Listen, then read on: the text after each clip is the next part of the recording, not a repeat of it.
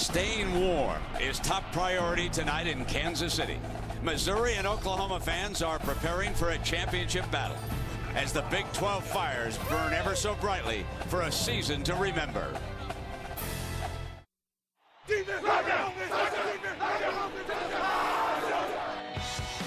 Almost every hit sent ripples across the land.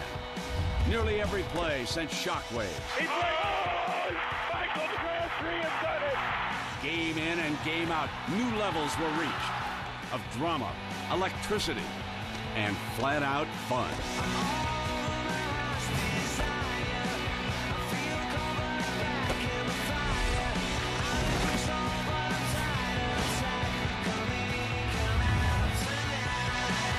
That was the Big 12 2008.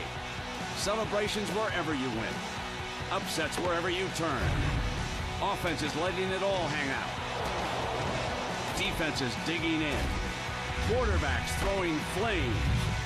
Receivers catching fire. Blowouts. Barn burners. Big names. Big crowds. Big games. All over the conference all season long. And now it comes down to this. One last showdown to decide it all. Missouri and Oklahoma in prime time for the Big 12 championship.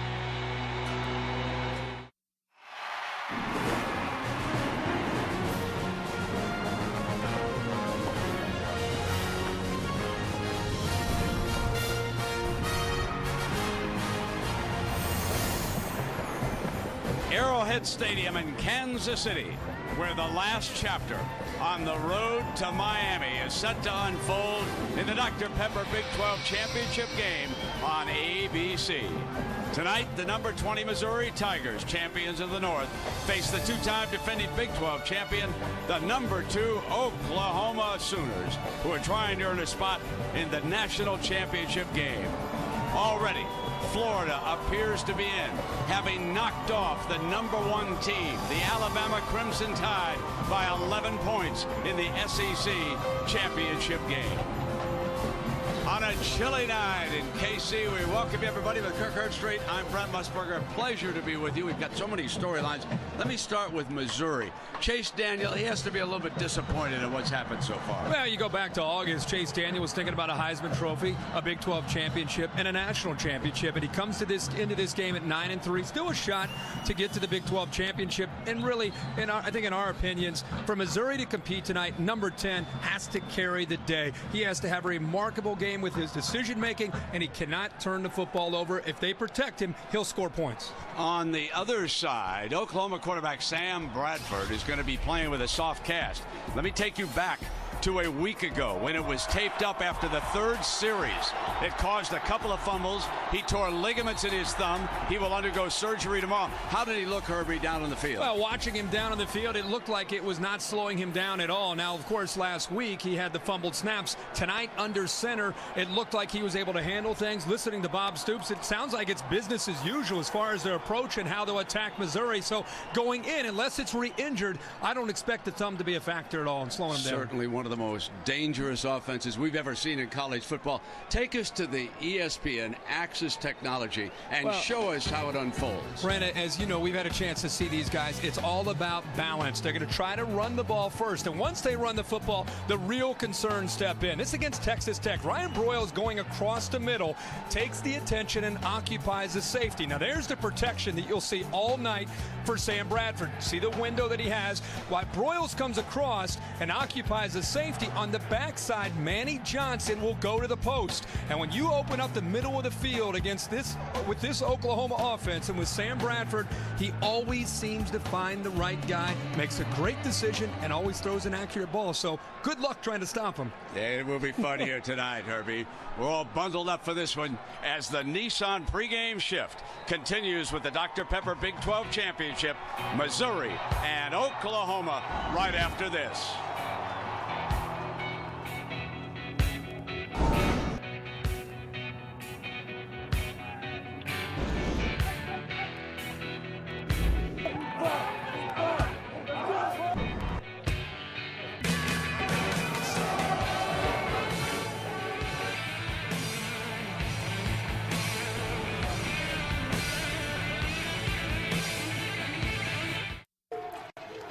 John, thank you very much. Well, for Missouri, a year ago, they were the hunted. They came in with a chance to earn a berth in the national championship game against Oklahoma, but they were taken down in San Antonio. Tonight, they come in determined.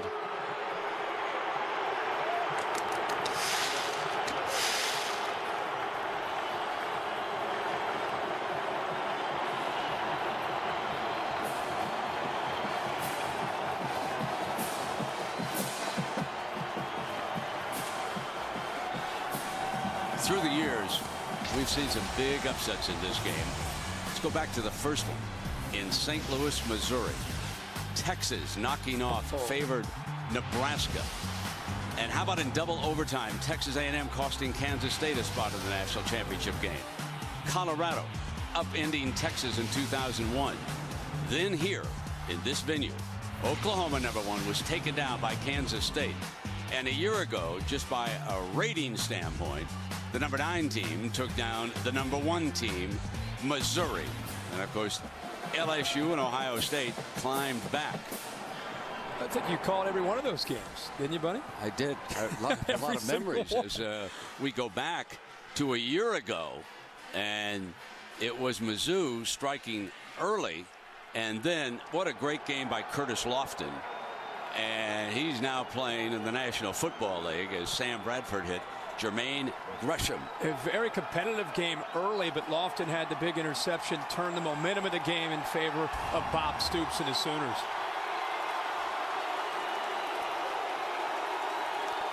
And the crowd awaits a team that has been heavily favored since they earned a spot in this game.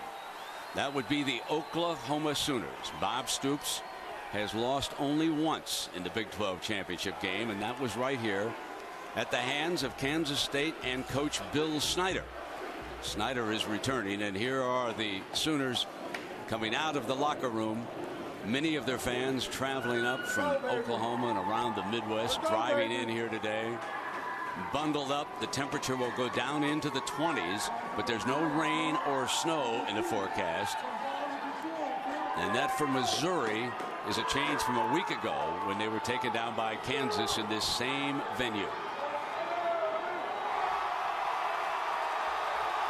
And now a team trying to earn a spot opposite of Florida down in the BCS championship game in Miami. Most assume they're a win away from that here tonight.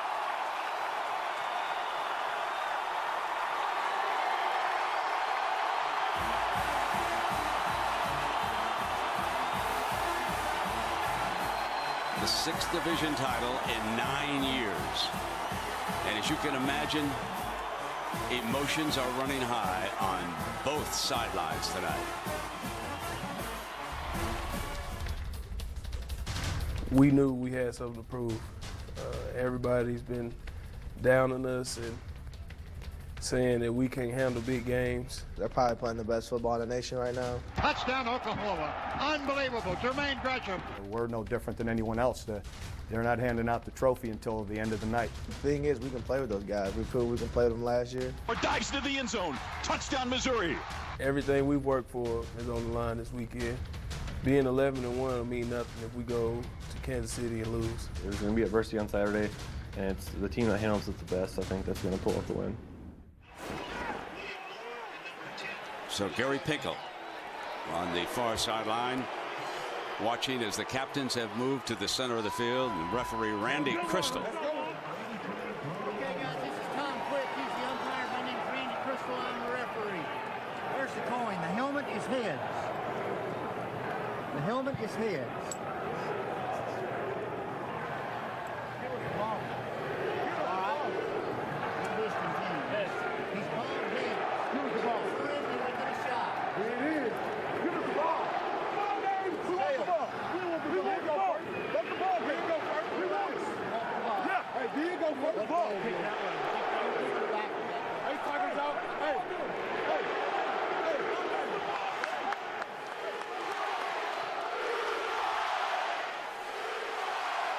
Well, Lisa, Sam Bradford's going to handle the ball right off the bat. That's right, Brennan. I spoke to the Oklahoma trainer about his thumb, and I was told that what's supporting it right now is a splint and some tape, and that's it. But apparently that's all he needs. Quarterback coach Josh Heupel said that Sam Bradford did not have any ball security issues at all in practice this week. But about tonight, Heupel just added, we'll have to see. And Brent, as you mentioned, Sam is scheduled to have surgery tomorrow morning at 8 a.m. in Oklahoma City. Apparently, it's the type of injury that needs to be taken care of within 10 days of the initial damage or let it heal on its own. And they opted for the surgery, they say, because they thought it would be best for Bradford in the long term. Brent? All right, Lisa, thank you. And Herbie, you made an interesting point as we see what the weather is going to be here tonight. And there will be some wind. And normally this time of year, it swirls here in Arrowhead. And it could be up 10, 15 miles an hour. But you made an interesting point about cold weather. Well, I think the cold weather could actually help Sam Bradford. You might think, oh, it may numb it and take away some of the pain. And, you know, it's like you said, maybe sticking it on a bag of ice on his thumb the entire game, and maybe that'll help him out. But the coaches are confident, and Sam is confident that it will not be a factor tonight as he takes snaps. 8th season as the Missouri head coach. Certainly turned that program around. About an hour and a half away from here in Columbia, Missouri. Very familiar with this venue, and on the opposite side, Bob Stoops, who is vying to get back to a BCS game, something certainly to prove as he has lost the last 2 times, West Virginia and Boise State. Dramatic upsets, we might add, and Stoops now knows he's 60 minutes with a possible date with Florida. Underway in the Big 12 championship. And here's Murray from the 5-yard line. Their starting tailback with a fine return out to the 35-yard line. And Herbie, let's take a look at Oklahoma's impact players, brought to you by Dr. Pepper. This is one of the hottest offenses we have seen in the modern era. College football. It starts with DeMarco Murray and that big offensive line. They'll try to establish him to take the pressure off of Bradford. Joaquin Iglesias leads a very, very talented group of wide receivers. And don't forget about the big tight end, Jermaine Grisham. Had a huge game last week. Loves to make the big plays. 9 catches, 158 yards last week against Oklahoma State with a couple scores. Backfield is empty for the Sooners to start it out. Quick screen to Grisham on the outside, and he picks up about 3 yards before William Moore, the safety, makes the stop. So Sam Bradford, the all Big 12 quarterback, and certainly one of our Heisman finalists here tonight. Well, you see 46 touchdown passes on the year, playing with amazing poise, confidence, decision making, as good as you will see at this level in college football. Play fake to Brown, who's now the running back. Put it back in Grisham's hands, and there's the initial first down of the game. Tight end with an average of 16 yards a catch. A junior from Ardmore, Oklahoma. And we'll have a great showdown between 2 very talented tight ends here tonight. Chase Kaufman on that Missouri sideline is no slouch. First down and 10 now, Sooners. Kevin Wilson signaling a play down below. If you're not familiar with Oklahoma, it's tempo, tempo, tempo. They can go at a much faster pace, or they'll slow it down and double check like this. This is Brown, first carry from scrimmage, crosses midfield. Early in this game, for Missouri's defense, they've been doubted, they've been questioned. They gave up 40 points last week to Kansas in a rivalry game and a loss. A lot of people expect Oklahoma to score on nearly every possession. They're tired of hearing about it. They need to start fast. And there's that quick tempo. Ryan Broyles getting the edge. Everywhere you look, Herbie, there's so many weapons. This offense can score in a hurry, and you're right. You get so caught up in Sam Bradford, and you get caught up in the big tight end. But this tells you how quickly they can score. And the way Sam Bradford, he will spread the ball all around, and basically he will force the defense to pick their poison, whether it's running or throwing, based on the looks that Kevin Wilson is seeing from upstairs. Missouri without Bridges. Outstanding corner.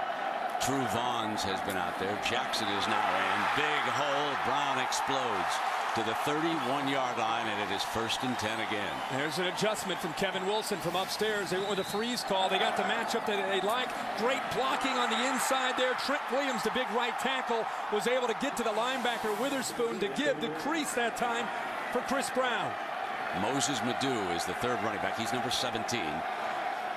He's now slotted on the right side of the formation. Four-man rush. They are not getting to him against this big offensive line. And he goes back to Broyles for his second reception game. I want to talk about this offensive line because the left tackle, Phil Lodeholt, 6'8", a senior, 340 pounds, all Big 12. Next to him, all Big 12 guard is Duke Robinson. John Cooper's the all Big 12 center. And here they come again. Madu with his first carry for a 1st and 10, and they approach the red zone. So here is that offensive line. One of the best in the country and perhaps the finest all-around athlete over there at right tackle, Trent Williams. And when Lodeholt moves to Sunday football, Trent Williams will slide to the left side next year. Made a great point about the experience. 4 seniors and a junior up front gives him great stability, maturity, and that's why they're able to have such great balance and the ability to run or throw along with Bradford and all the playmakers around him. Gresham and Brody Eldridge, both tight ends on the field, and they're going to run a little toss play here, and Madu cuts daylight. A fresh set of legs. DeMarco Murray and Chris Brown were the workhorses for the last few weeks, and now it is the sophomore from Norman, Moses Madu. And look at the patience there. He set that up, and a huge block by Brody Eldridge, who's been very important to Oklahoma since he's been back healthy from the ankle.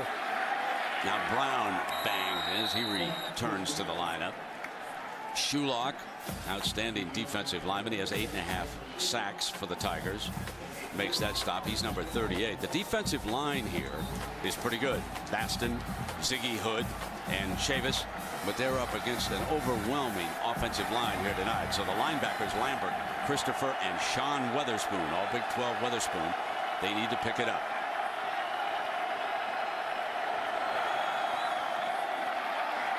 Finally, a ball hits the ground, and it is 2nd down. Imagine that. Oh, man.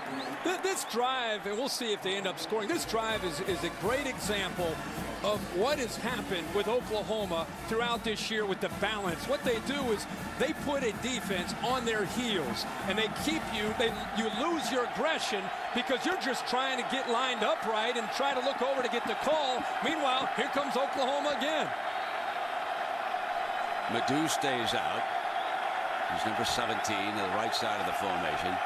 Certainly not concerned by the pressure as they empty that backfield again. 2nd down and goal. Bradford incomplete, and twice in a row. He's human after all.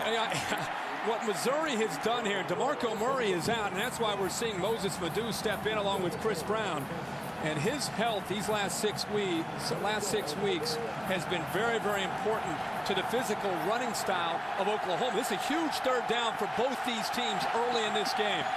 Missouri trying to keep everything in front of them. Got time. Brown steps out of bounds at the 2-yard line on the completion. As we looked at Murray, it is possible that he was shaken up on the kickoff return, and was this foot out of bounds on the catch? Let's take a look at this.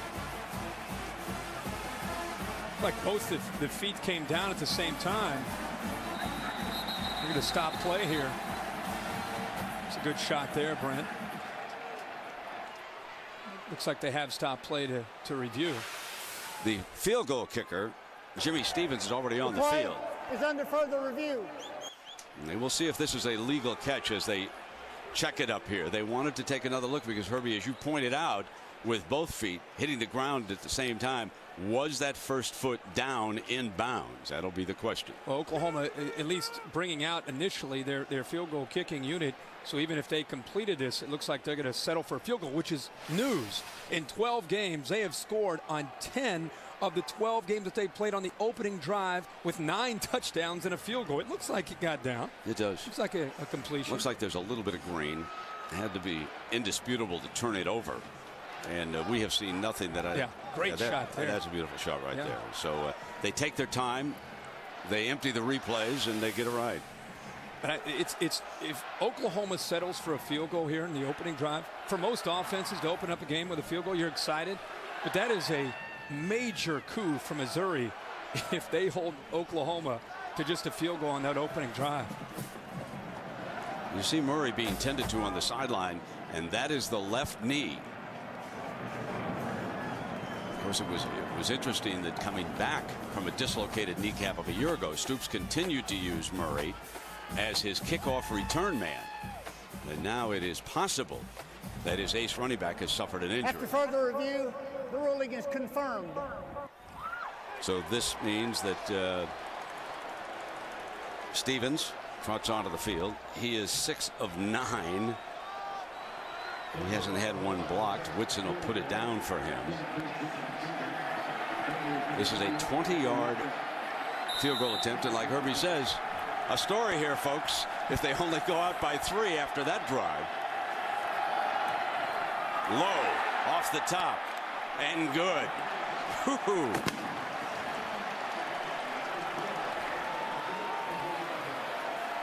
Smack the line drive. He's not used to kicking a field goal this early. Scooter's only going to come halfway out on that one. They're not going to take a full romp.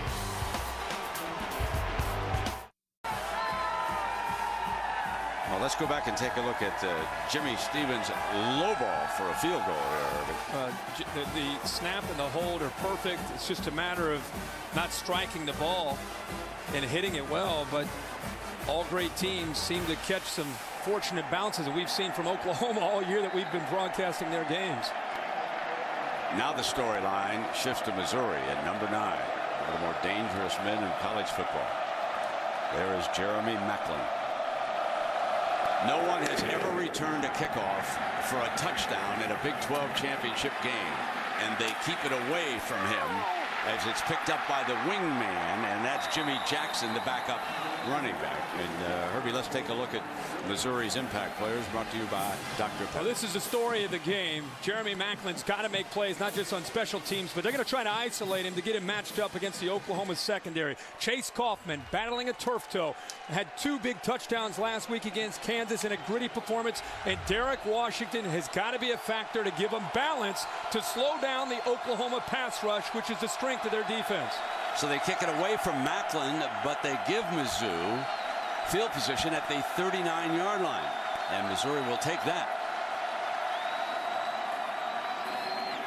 The running play on first down, Derek Washington. So there is Washington, our ball carrier, and Chase Daniel, a senior from Southlake, Texas. The thing about Chase Daniel, people have talked a lot about his turnovers this year, still completing 75% of his passes. He just has to make sure decisions. He cannot force things and turn the ball over against this Oklahoma defense. They prey on opportunities to be able to get the ball back to Sam Bradford. And what we expect as a high-scoring game, it's all on Chase Daniel's shoulders. Travis Lewis showing blitz, and here he comes. Picked up, and it is dropped. Dropped by Chase Kaufman, the all Big 12 tight end, and it bring up a 3rd and 4. It was 3 and out last week against Kansas on that opening series. There you see the wide splits of this offensive line for this spread attack of Mizzou. Doing more of the look over this week, they told us, to just make sure they have the right call. That's very rare for Chase Daniel in the Missouri offense. Showing blitz again. Linebackers come, throws for the first down, puts it in Maclin's hands, out of bounds, far side. And that's a good example of what Chase Daniel is looking to do. The freeze call, getting the look. They now realize there's going to be a blitz. They get the double teams where they need them, giving Chase Daniel enough time to get the ball out. And you'll see Chase Daniel, Missouri, 1.8 to 2.5 seconds. They want to get the ball out of his hands. Nick Harris, the safety, pressing up front, and he closes in on that tackle against Derek Washington. So with Ryan Reynolds injured in that loss to Texas, and with Austin Box out, Herbie, they're shorthanded, and we're going to see number 5 pressing close to the line of scrimmage. Nick Harris will come up, and he'll force 28 Travis Lewis, the freshman, to the middle of the Sooner defense. He's had a phenomenal freshman year as an outside linebacker, but because of depth being a concern, he now has to move to the middle when they move Harris up. 7 back deep, and so Chase takes off. Herbie, if you back your linebackers as far back as they do on a short yardage situation, Chase Daniel, who rushed for better than 100 yards, is going to take off just like this. Yeah, and he's able to follow his guard around Tim Barnes. So the center, Tim Barnes, leads him through. He had 103 yards against Kansas. That's the difference this year in Chase Daniel from a year ago, is he's dropped some weight and he's much quicker with his decision-making on when to take off. A flare, Washington cuts and is brought down at the 30-yard line. You can't underestimate what you brought up, Brent, about Austin Box being out of the lineup now with an injury and how they now have to think about Nick Harris coming up. Mike Bolligan, also a linebacker who played last week against Oklahoma State, but you're not dealing with an experienced unit, and that's what Chase Daniel will try to exploit throughout this football game, the second and third level of the Sooner defense. Jackson, the running back. Here's Macklin. Short of the first down.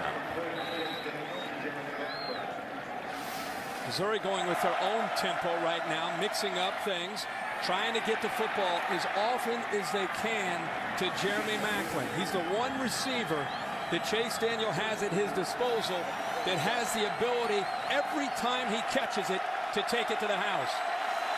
He's a little bit lighter now with the hand warmer off. Daniel checking back over to the sideline on this 3rd and 2, and he's operating without a running back. But the Sooners press the line. They're going to blitz Daniel. They knew he was coming. Down on the 30-yard line, off the blitz. They read this perfectly, and Lewis, the all Big 12 linebacker, comes up to make the stop. But hang on, there's a penalty flag thrown. There was a ruckus down at the 40-yard line here. You and I were looking at the same thing, Brent, before the snap, and evidently Oklahoma was too. It looked like the middle of the defense was open on alignment, but they blitzed and pinned to the inside and took away anything that Chase Daniel might want. This is like Beal and Fisher going at it over there. I'm pretty sure it was Elvis Fisher, the redshirt freshman left tackle, and might have been Jeremy Beal who was tied up with him. Personal foul, both teams. 84 red, 72 white. Let me check that. That was Frank Alexander who was there with Fisher. So it was 84 and not 44. And you're going to see some of this. You got to be careful to swing there. 2 swings by Alexander. Then it's just a melee. Those 2 players fortunate that they're not both thrown out of this football game. No love lost between these 2 teams. Jeff Wolford, and he will punt, but this time he'll attempt a 48-yard field goal. He can pooch punt, but he's a great field goal kicker. High enough. No good.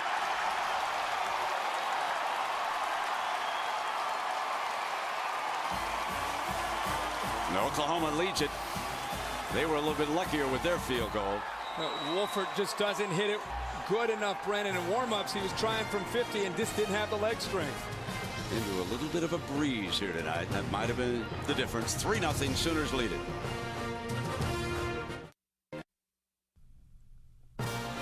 The Dr. Pepper Big 12 Championship game on ABC. Brought to you by Dr. Pepper. Drink it slow. Doctor's orders. Nissan. When you need it most, Nissan delivers. And Walt Disney Pictures' new comedy adventure Bedtime Stories in theaters Christmas Day. Rated PG. The fans enjoyed the Fan Fest outside. Thousands of them arrived here early. Tailgating, good place to stay warm. Met some of the heroes, the legends of the Big 12 that were honored here tonight. And there's that quick tempo offense again of Oklahoma. We can't even get the Fan Fest in. I know, we can't. we got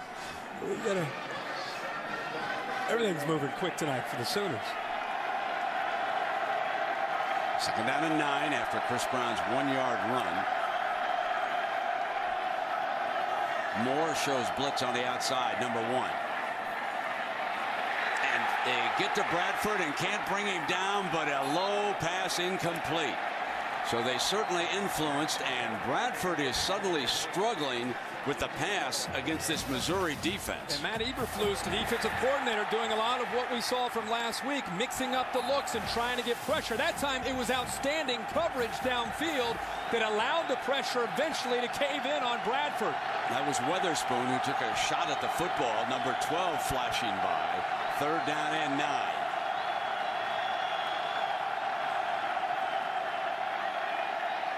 Has time. Now he's forced out, and he'll drop it off incomplete. He wanted Brown.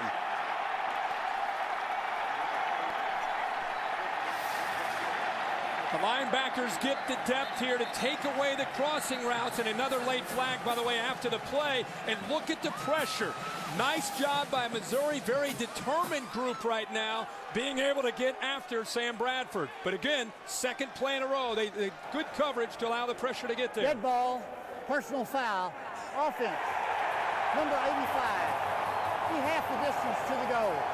4th down. That's Broyles, a wide receiver. You know, Bradford started with 4 completions in a row, and now he has missed his last 4 or 5. And it's so important for this to be a competitive game for Missouri's defense to get a little bit of a swagger and to start fast, and they've done that. Mike Knoll punting against pressure. Bad punt. They pressed that. Great field position for Missouri. Now, that was a low snap that time. Now let's go back to the kickoff return that started this game. Here is DeMarco Murray, and Vaughns comes up, and Herbie appeared to inadvertently hit him with the helmet right on the left knee. Let's see if that is indeed the case here. Actually, it was over on the right knee. Let me correct myself. Levin goes down. Vaughns goes down to make a clean tackle, and it's just unfortunate that DeMarco Murray's knee is injured, and he's on the sideline in this football game. Now it is Holmes. And Chase will have to throw it away. So here is DeMarco Murray. He missed 3 games last season with a dislocated kneecap, and it took him a while this season before he felt comfortable running. He did not run hard at the beginning of the year. The doctors assured him that was going to be all right, and over the last 3 games, Herbie, we've seen him run like the power running back that he was. I think he needed to gain confidence in it, and they said he's been practicing better and just believing in it more. In the last 6 weeks, he's been one of the premier backs in college football. On 2nd and 10, Washington is eaten up on the run. Again, the Sooners are smelling out that run. Lewis and Harris come up quickly. This is a great look by Travis Lewis, 28, just coming up and not only stepping up to take on a ball carrier, but just knocking back the offensive lineman Ryan Madison right back into Alexander's lap. That's attacking downhill in a hurry by the freshman Travis Lewis.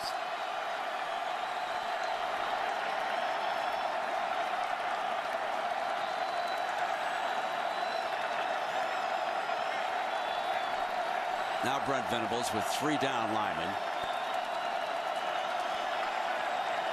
Play clock.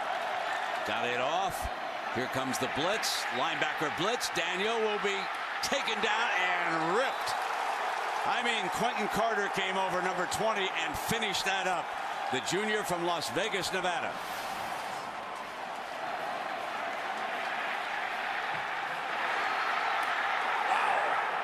A huge hit by Carter, who is playing in this game with Nick Harris stepping up. That is a big-time hit and a tone setter for this Sooner defense.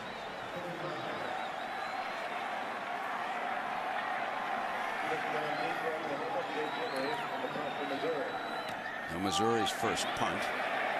Jake Harry.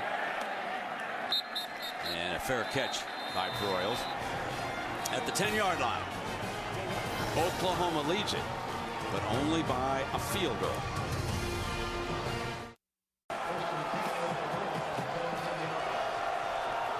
The Sooners offense dashes out.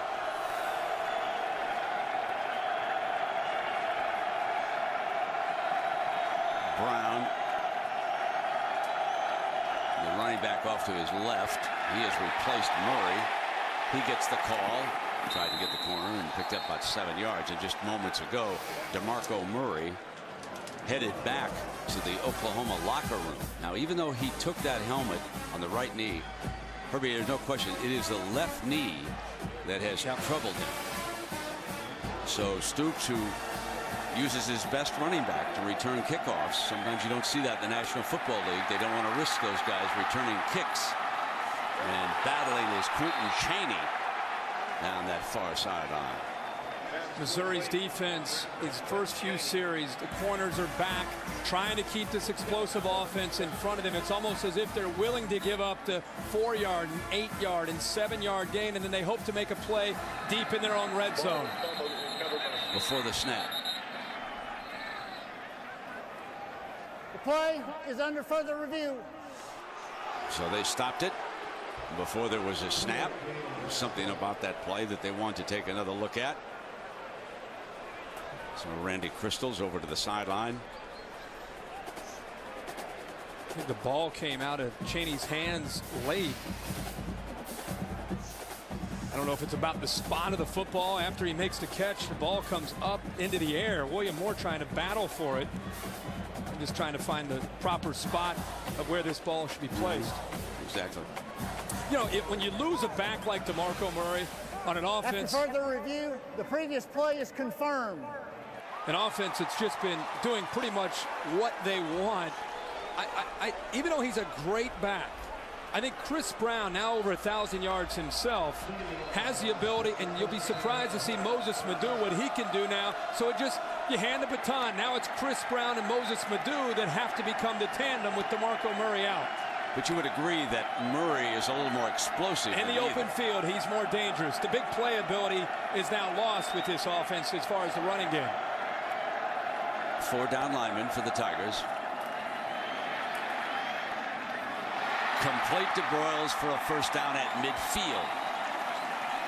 And this is what Oklahoma has to do. Kevin Wilson upstairs seeing Missouri's style of defense. And what Sam Bradford has to do is throw things underneath, make the completion, and then hope that Broyles and Chaney and these receivers can break free and end up with a home run. Rolling left, hitting the big tight end. Gresham, his 3rd catch of the night. Give Sam Bradford that amount of time to throw. And he's got plenty of weapons to find him, and they continue to attack the underneath of this Missouri defense. Moving at quick tempo and putting it back in their talented tight ends. They're having a terrible time matching up with number 18, Missouri is. Yep, Grisham making plays, Broyles making plays in the slot. They're going to attack the outside and over the middle of the defense between the safeties and the linebackers. And now it's about execution. This is what Missouri wants. Let Oklahoma get into the red zone here and then see if you can force a field goal. Iglesias, number 9, is to the right side of the formation. And he has spotted something, and he was signaling over to the sideline. Witherspoon moves up to blitz. He's picked up. Brown into the middle. He's shy at the 10-yard line. Forget this Missouri defense. It's 116th in the nation in pass defense. So they clearly can't just line up and play man-to-man. They've got to play more of a bend but don't break style. Here comes Brown. First and goal at the 2-yard line. What you lose in the big playability of Murray, you gain in just toughness and quickness, low center of gravity from Chris Brown. Last time Oklahoma had 2 1,000-yard running backs was all the way back in 1973. Wayman Clark and Joe Washington.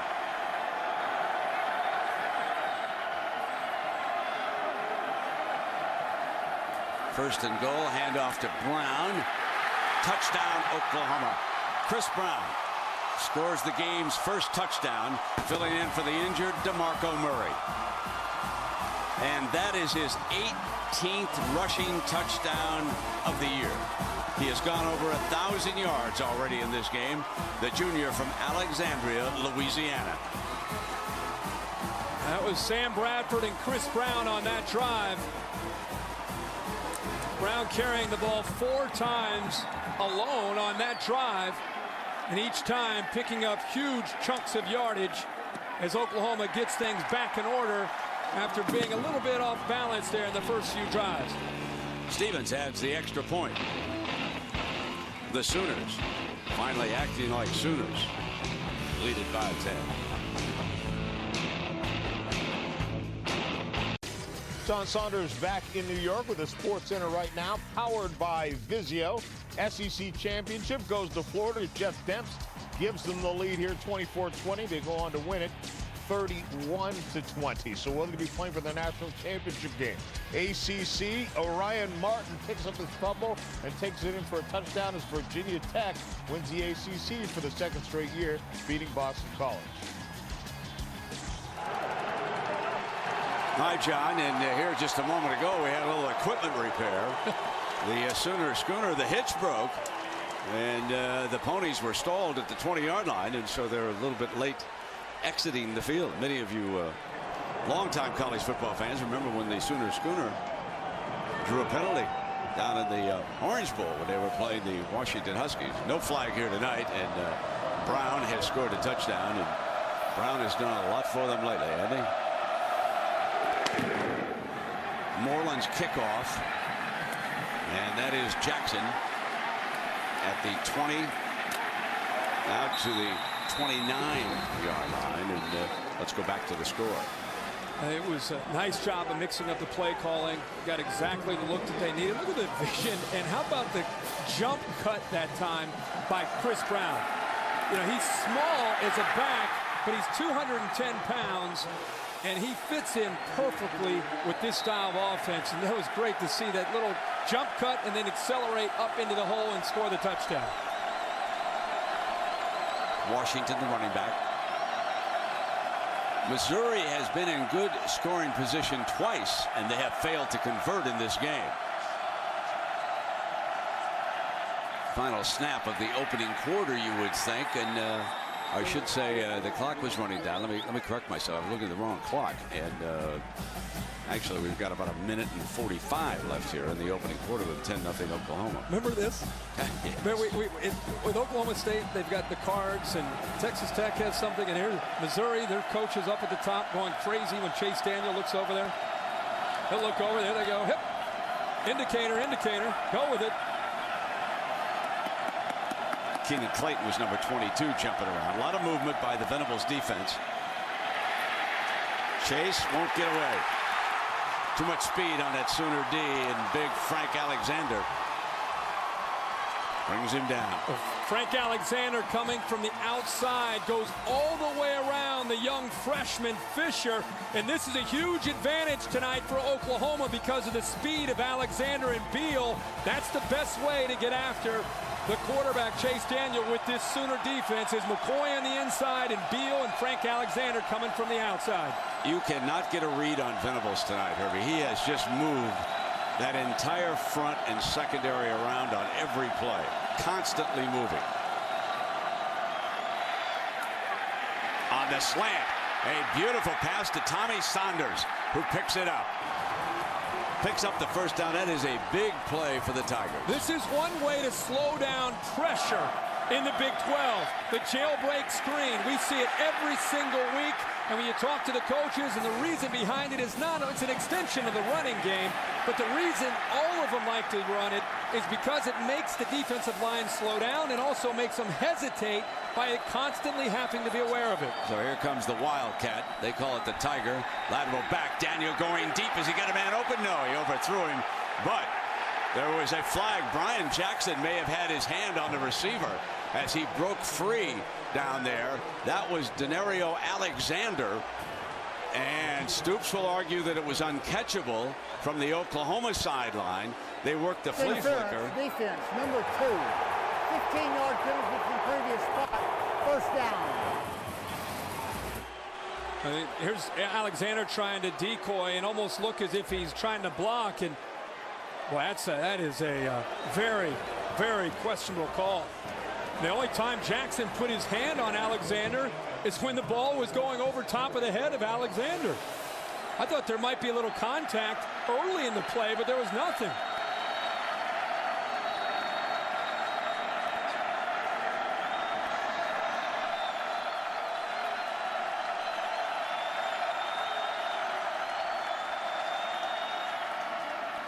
Pump fake. McDaniel can't find anybody open. He's going to have to whistle this one incomplete.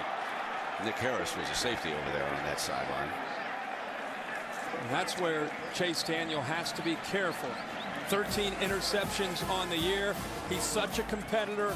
He's such a veteran. He wants to make plays even when there is not a play there, and sometimes it cost him and can cost his offense, as we've seen this year against Oklahoma State and Kansas with the turnovers. He's got to avoid that time. Good decision to throw it away.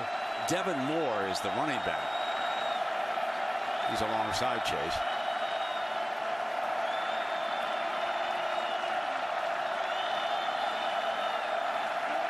Daniels 4 of 7 for 30 yards is all. And here is Moore, and he is stacked at the line of scrimmage with Travis Lewis bringing him down, and our first quarter comes to an end.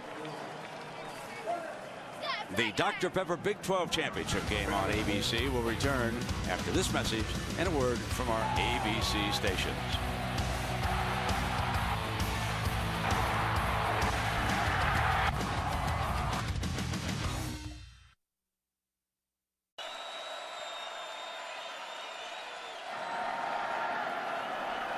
Well, for the 7th straight year, one team was shut out in the first quarter of the Big 12 Championship game. The team that didn't score in the first quarter has come back to win twice, including Oklahoma a year ago.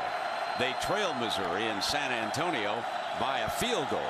But here, as we hit the top of the hour, the Sooners lead Missouri 10-0. It is a 3rd and 9 for Mizzou. Backing and battling for the 1st and 10 is Tommy Saunders. Constant movement, constant pressure from Oklahoma. They're doing a good job of disguising. This time Missouri picks it up. Actually, Chase Daniel makes an audible, adjusts the protection up front, makes a good throw and finds the matchup that he wants, and they get a first down. Now they're moving deeper into Oklahoma territory. Macklin coming around on the end around, and he's run out of bounds after a gain of about 2 yards. You saw Harris, the safety over there. They'll keep an eye on number 9 all game long. The battle up front, the line of scrimmage, once again, as we've called the Sooners now for 3 straight weeks, is being dominated in the first quarter by the Sooner defensive line and by the scheme of Brent Venables. Missouri struggling up front to figure out where the pressure is coming from, and Missouri cannot run the football at all to try to slow down the pressure. Austin English is back on the field. He has missed several games. He was injured late, and number 33 has been on the field for the Sooners. Timeout, Oklahoma. It's their first time out of the half. So the Sooners will burn a timeout, and there is the young man who was the preseason media choice as the defensive player of the year in the Big 12. Big lift for the Sooners.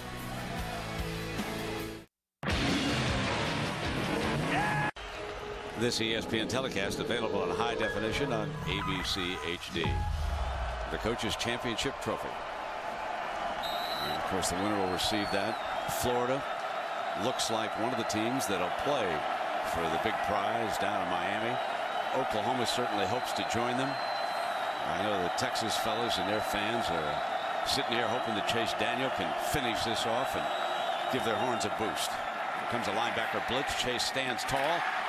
Short of the first down is Andrew Jones, a freshman tight end from Smithville, Missouri, and a youngster with a big upside for Mizzou. No doubt, and with Kaufman being injured, he's had to step up in recent weeks. But a bit of a cat and mouse game going on right now between Brent Venables and his defense and Chase Daniel and the lookover. Almost every snap in the first quarter and what we've seen in the second quarter. Here's some trickery here from Missouri. I'm sorry. 3rd down and 2. They snap it off to Washington. They're going to get, no, they're not going to get the first down, but there is a penalty flag.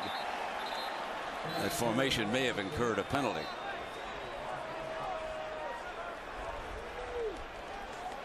See how many guys are on the line of scrimmage. Illegal formation, offense, not enough players on the line of scrimmage. Well, they tried to go as fast as they could to try to catch Oklahoma off guard with one of those crazy formations that Missouri is known for with Gary Pinkel. He's trying to figure, he just wants to know the call. He wants to know why it was, who wasn't on the line of scrimmage. But my point was, this whole game we've seen Brent Venables, they'll show a blitz. So as Chase Daniel will look over to his offensive coordinator to get the call, they think it's a certain look, and then he starts to snap, and then Oklahoma will get into a completely different defense. This is 3rd and 7. See that Chase needs to reach the 20-yard line.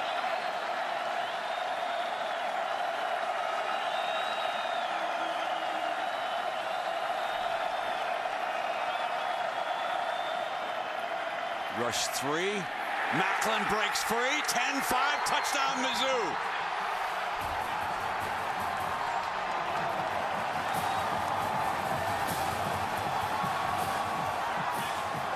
The middle is the highway to the end zone for Missouri. A 27-yard touchdown. Daniel to Macklin on 3rd down and 7.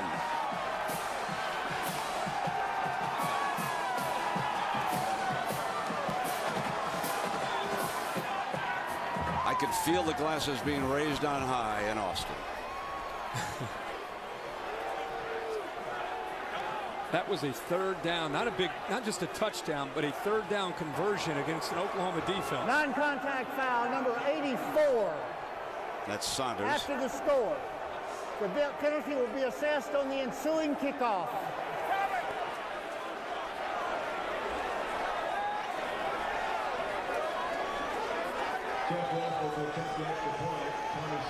I'll get back and hold for the extra point. Wolford. The old Big 12 kicker. There's a whistle.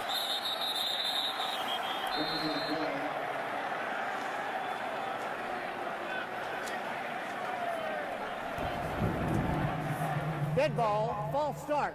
Offense, number 93, 5-yard penalty, try. Well, when you're facing an offense and a team that's outscored their opponent 215-30 coming into this game in the first quarter, the fact you're still in this game is huge. But the opening to the middle, and there's the acceleration from Jeremy Macklin. He makes the catch and then leaves Travis Lewis, the linebacker, behind. Penalty on Rosano. He's one of the defensive linemen working over here on the kicking team, and Wolford not bothered by that penalty. Tacks it up. Missouri on the board. Macklin, one of the most dangerous receivers in the country. 12 touchdowns receiving. You're watching the Dr. Pepper Big 12 Championship game.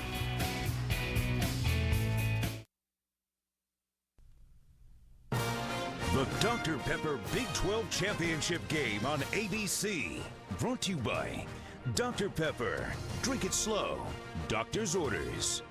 Aflac. Ask about it at work. And the all-new Dodge Ram. Never back down from a challenge.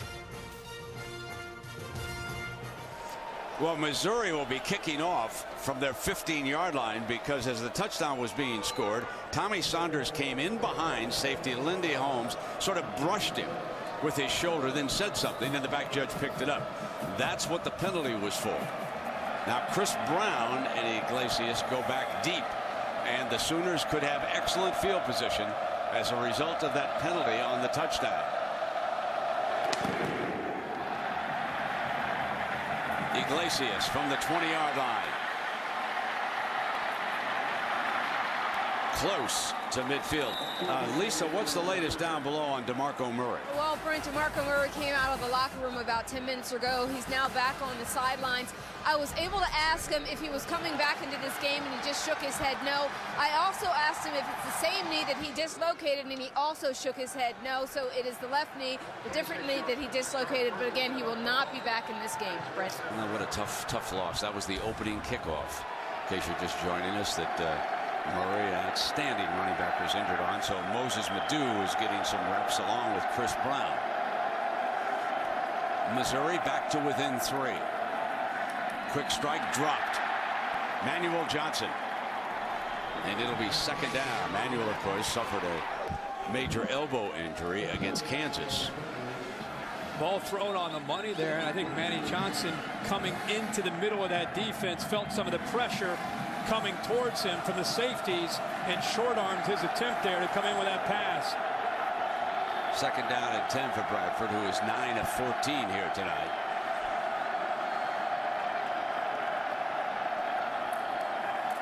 Comes the blitz. Can't get there. They go right back to Johnson, and he picks up almost 9 yards.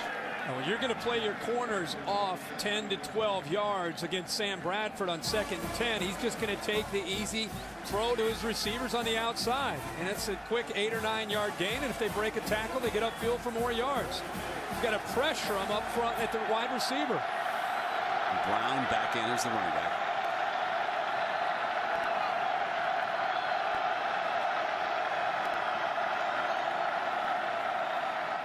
The flare to Brown, running for the first down marker, and he got it. That's the play that Oklahoma runs over and over. If you're going to play man, they're going to dump it out there, and it's just a foot race between the linebacker trying to stay with a running back, in this case Chris Brown. This is a ball that Bradford throws perfectly. The accuracy is so important to give the back a chance to get upfield. 164 yards of offense for OU, 94 from Missouri here.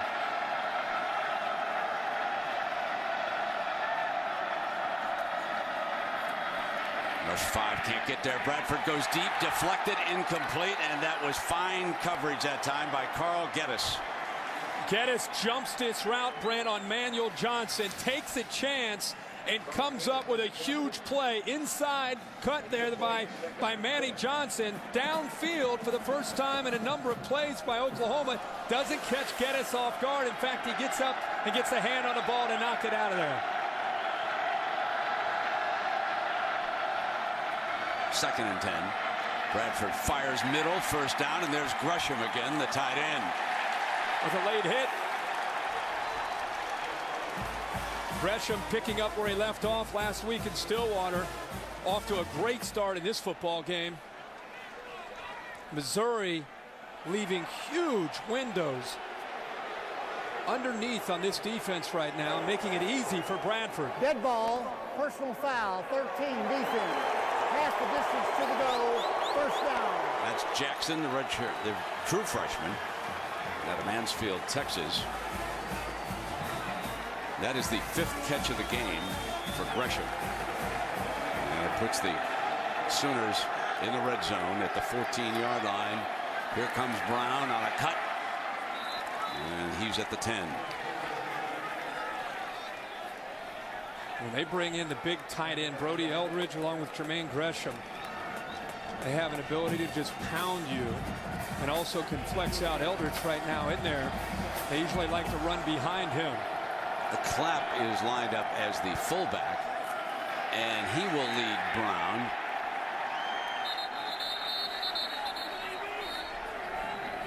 Huge offensive line. The red zone numbers for the Sooners are ridiculous. Just ridiculous. 87% of the time they get in there, they're not just scoring, they're getting touchdowns. I think there's a little bit too much pushing and shoving for the umpire on this crew, and that's Tom Quick working with the Randy Crystal crew. Cale Gundy, running backs coach, working without Murray here tonight from that sideline. 3rd down and 6 for Bradford. See how deep the linebackers are. Now Christopher starts to come up, and he backs back away. A lot of time, but no one open. End zone touchdown. Iglesias, his 9th touchdown catch of the season.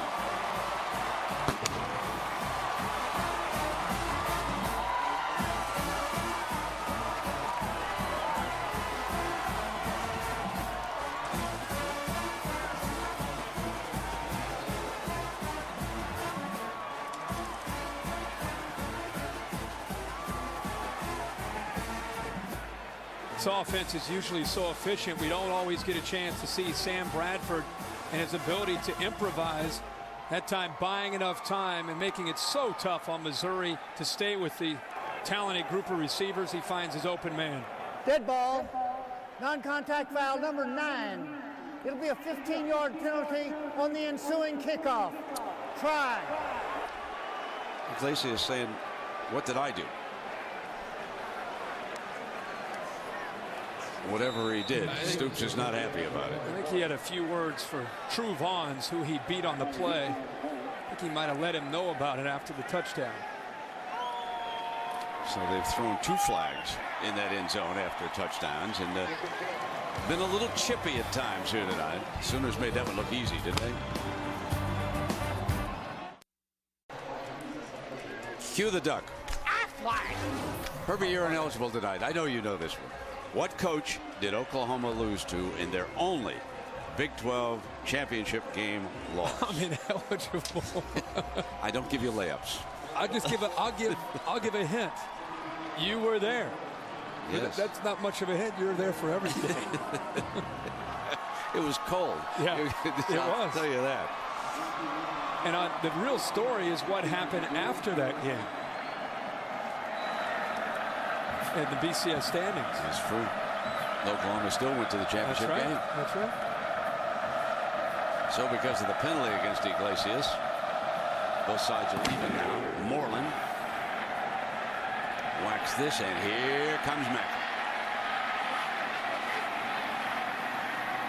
To midfield, and Herbie, take us back to the touchdown. All right, this is just great job by Sam Bradford showing patience. How about the offensive line doing their job? No pressure at all. Shows how comfortable he can be, improvising and making a play. And give credit to Iglesias and all the rest of the receivers.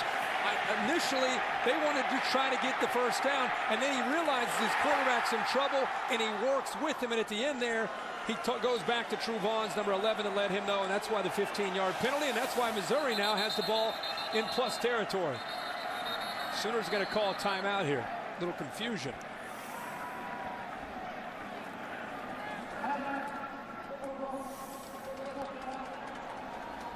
Well, let's take you back to a gentleman who's here tonight. He was one of the legends who was honored last night. They had a party, and he was just introduced along with some others.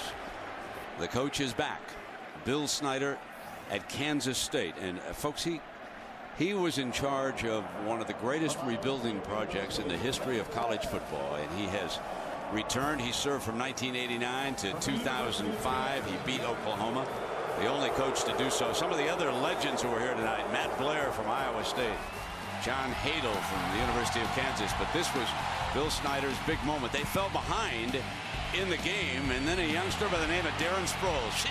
Look out. Wow. Can't catch what you can't see. He was quick. Lee Corso would have fun with him. First down and 10. Where is Chase Kaufman? Got to get him the football. Instead, it's Chase Daniel. And put it down on the ground.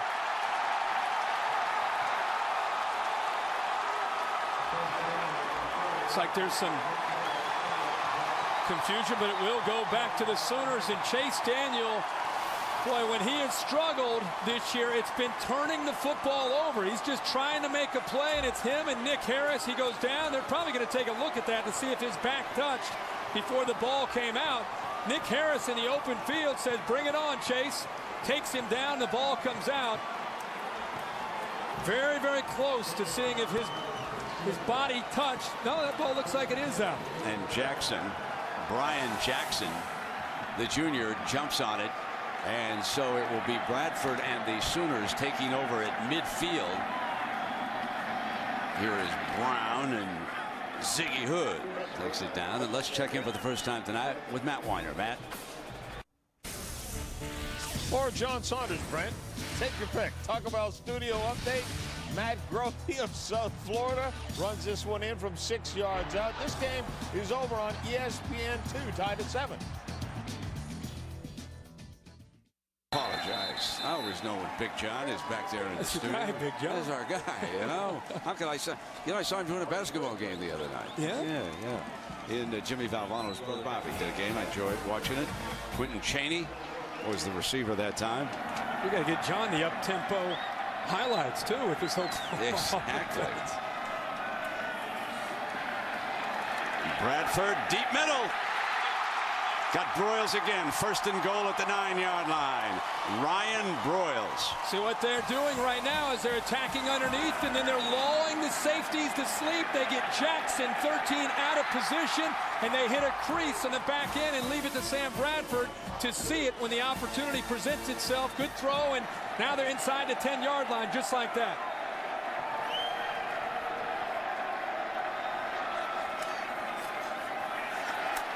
Running Brown is down to the 6-yard line before he's brought down by Geddes. This is where Oklahoma is as good as anybody in the country. When they have an opponent on the ropes, they go for the jugular. They don't let off the gas. They continue to go after you, and they attack, and they usually knock teams out of the game when they get these kind of opportunities. Kevin Wilson, as an offensive coordinator, doesn't worry about the score, and he has a great feel for when to attack when they get these big breaks of momentum.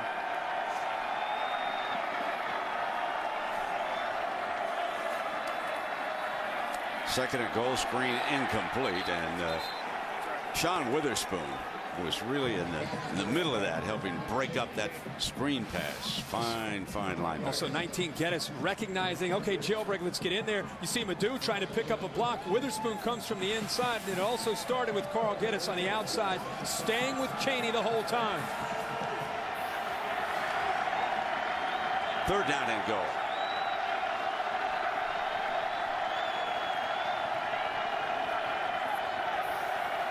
Huge play in this game. Even orange thrown on the field. They did not hear a whistle, though. Touchdown, Iglesias. 2 touchdowns tonight for Joaquin Iglesias, the senior from Killeen, Texas. And this time, he went after a teammate and not an opponent. Yeah, and that time, that's kind of what you expect to see from Bradford in this offense. Even though he had to step up and over to the right here in the pocket, he still has the time there. And his receiver, Iglesias, does a good job of sitting in the hole. No fan should ever throw anything on a playing field, but it was rather symbolic as the Sooners got a little step closer to Miami at the national championship game. Jimmy Stevens adds the extra point, and the scoring machine's at it again. Oh yes, there are indeed any number of Texas banners and signs here tonight. And of course, for Longhorns, I feel for them a little bit, because for Herbie, they look out and they say, now wait a minute. We beat both Oklahoma and Missouri. But consolation prize, Fiesta Bowl, and Herbie's Buckeyes of Ohio State perhaps headed your way. We shall see. Long way to go here tonight. Fielded at the 9-yard line by Macklin. Macklin spinning to the side, and he is wrapped up. Herbie, let's take a look at the Pacific Life game summary. We've talked about quarterbacks all year long in the Big 12. That's right. Sam Bradford off to a pretty good start here. 16-23, 178. The most important thing, couple touchdowns. Now, Chase Daniel, the numbers aren't great, but what doesn't show up there was that fumble on the last series with great field position, and down by 10, a chance to maybe cut it to 3 or possibly cut it to 7. And they turn the ball over, and the Sooners go right back down and go up by 17.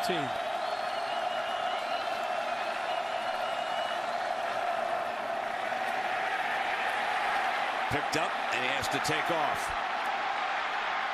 And a 1st down run for number 10. Let's check it down below with Lisa. Well, Brent, after Chase Daniel fumbled the ball, he was over here on the sideline, pacing up and down, telling his team we're still in it, clapping, trying to keep them motivated. You know how close he and Texas quarterback Colt McCoy are. They've been texting all week, and I spoke to Colt earlier, and he said the main thing that I told Chase is that you've got to make sure that your team, no matter what the score, they've got to believe that they're in it. Brent? Yeah, and it's getting tough, 24-7. After they closed back, the Sooners have scored twice, one following a Chase Daniel turnover. Derek Washington, the running back, and Lewis, that outstanding all Big 12 linebacker, Herbie, making another play. He's been all over the field. You know, when you're playing an offense that's gone 4 straight games at scoring over 60 points a game, and it looks like they're on their way maybe to the 5th straight game of 60 points, which has never been done in college football. You cannot afford to dig yourselves a 17-point deficit with 8 minutes to go before the half and expect to compete in this game. Jackson's the corner at the bottom of your screen. Holmes on a safety blitz. They go deep, incomplete. Michael Egnew, a freshman from Plainview, Texas. Number 82 was the intended target. 6'6", 215 pounds, and a young tight end. See what Oklahoma's defense has been able to do tonight to Chase Daniel, and again, give Brent Venables an attacking defensive coordinator, but the variety of looks tonight and the confusion up front by Missouri and the way they've been able to get after Chase Daniel has had a lot to do with their success tonight. Another 3rd and long situation. Timeout, Chase. They had 3 down, 8 back. Time running down. Chase Daniel likes to burn a timeout here as he faces a 3rd and 8 when you come back. In the game of life, there are... Oh, I love it. We welcome you back, Arrowhead Stadium. On a cold but clear Saturday night here for the Big 12 Championship. Little breeze blowing. A week ago, Kansas and Missouri, they had rain, snow. Field was a quagmire, but they restored it very well here this week. This, of course, the home field of the Kansas City Chiefs. 3rd down and 8 for Chase Daniels. Needs 1 here with 7:44 left in the first half. Couldn't find an open receiver. Throws it away. They showed that they were going to rush 3. And as the ball is snapped, again, they're bringing pressure with Travis Lewis, the linebacker. And it's not that they're always getting to him, but it's just they're either mixing up great coverage with pressure or they bring the pressure. It's just a constant movement, constant game with Venables against this Missouri offense and the big splits that they have up front. This time it will be Wolford punting. Broyles trying to get it on the ground fast. Broyles fields it on the line at the 12-yard line. And he'll be thrown down inside the 10. Good Monday night game coming up on ESPN, folks. This may have gotten away from you, but the Buccaneers and the Panthers are both playing very well in the NFC South. I believe both are 9-3. Whoa. Monday at 8:30 p.m. And, of course, that's a division lead at stake. And your coverage begins at 7 Eastern. So that's one worth tuning in with Mike Tirico and the gang, Herbie. I think that'd be a heck of a football game. Always love to watch the Monday night game. Absolutely. Good. Always good. Your twins? Your twin boys like to watch that? Yeah, I let them stab. You let them stab a little bit? Stab a little bit. Watch that. They're gamers. They'll give it a quarter or so. Here's Brown now for a first down. In case you just joined us, DeMarco Murray telling Lisa Salters he will not return after suffering a knee injury on the opening kickoff of this game. Another 1,000-yard runner, Chris Brown, has picked it up. And so there with the 2,000-yard rushers, and then on this second and short. Yeah, I thought you might know Joe Washington, and I knew Joe Washington because of his days in the pros. I remember him a bit as a Sooner. But how about Wayman Clark? Wayman Clark? Yep. Going back to 73. Way back to the 70s with those guys. So many. You know, I thought that might be your Affleck tonight. That's why I studied up. I thought you were going to say. You had to travel from Atlanta. Fell for you. Gave you a layup, my friend. You know, I know it was a tough one. There's a penalty flag coming down.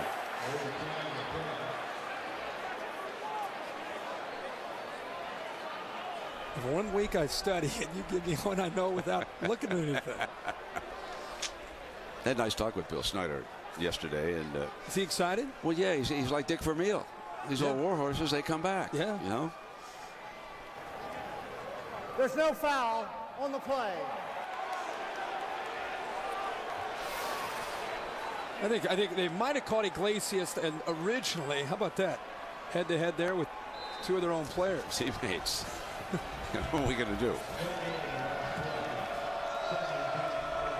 Good decision here by the officials, obviously. Second down and inches here. Or I should say second down and 10. Let me correct myself. They had picked up the first down, and that was first down. And this is second down and 10. Comes pressure. Flair deflected and caught. Like Chavis might have gotten a hand on that. Usually when you bring pressure on Bradford, he welcomes it, and he did. Big Tommy Chavis climbing a ladder there to get a hand on it. Fine catch by Brown. But yeah, the focus there by Brown, and gives him an opportunity here on third down. You bet. Third down and 5. But how about dialing up Jermaine Gresham here?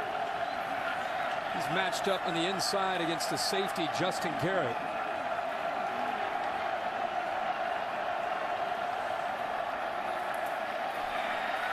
Back to the middle. Coming across was Iglesias. Picking up the first down with Geddes making the tackle. In man coverage, you've got to continue. Instead of sitting in the hole, you've got to continue to work across the field. And that's where the timing, the relationship between a quarterback and his receiver always comes into play. And Bradford's fortunate to have a lot on his group of receivers and tight ends that he always seems to be in rhythm. Bradford all day. Iglesias again. And we can't say enough about that offensive line. That huge front wall of the Sooners. I got a kick out of your friend Tim Tebow. He was saying that he can't wait to play against some of the defenses in the Big 12. If it comes up Oklahoma, it's going to be kind of interesting. It sure will be. It's starting to look like that's where this game is going. Moses Madu. And that will be a clash of the Titans, two explosive offenses, if it ends up being an Oklahoma-Florida matchup in the national title down in Miami. Of course, the other race is very unsettled. Is the Heisman, probably one of the toughest decisions for all of the voters to make. You're looking at one of the serious candidates here, Sam Bradford. He's been ahead in a lot of the polls, handing off this time to Moses Madu for a yard. Obviously, Tim Tebow trying to join Archie Griffin as the only two-time winner. He'll be one of the finalists. Colt McCoy down in Austin with the Longhorns has had a fabulous year. Graham Harrell, the Texas Tech quarterback. So I know people have asked me, and I say I really don't know who I'm going to vote for this week, Herbie. I think it's I know nothing. Third down and 5. That's why we have secret ballots in this country. That's right. Bradford going deep, incomplete. 20 of 27, 210 yards, 2 touchdowns, and no interceptions. Okay, and Bradford has not been sacked yet tonight. And on fourth down, Bob Stoops confident in the way his defense is playing, even at the 39, and confident that they're going to execute here. Their crossing routes, about 8 to 12 yards across the middle, have been very effective against this Missouri defense. Playing with a little bit of arrogance here. 24-7, 4 minutes. Mizzou trying to make something happen, and they don't. Broyles first down, and that's why. That's right. That's right. Just like I said, a lot of success across the middle. So what are they going to do? Little pivot route to the outside and find Ryan Broyles, as there's just a little bit of pressure that time on Bradford. That's Geddes shaken up. They already lost a corner last week. Bridges not able to play. So Vaughns has had to fill in for him. And now Geddes is shaken up. Rutland checks in. Well, he's a sophomore from Houston way. He'll be in that secondary. And Bradford incomplete. Johnson's had a little bit of hard time hanging on to the ball here. It's not like him to drop a couple passes, and I think he's overcome the injury that he sustained against Kansas with that big brace that he now wears on his left elbow. He had a few catches last week against Oklahoma State, the week before against Texas Tech. Maybe the cold's affecting his hands. You don't know.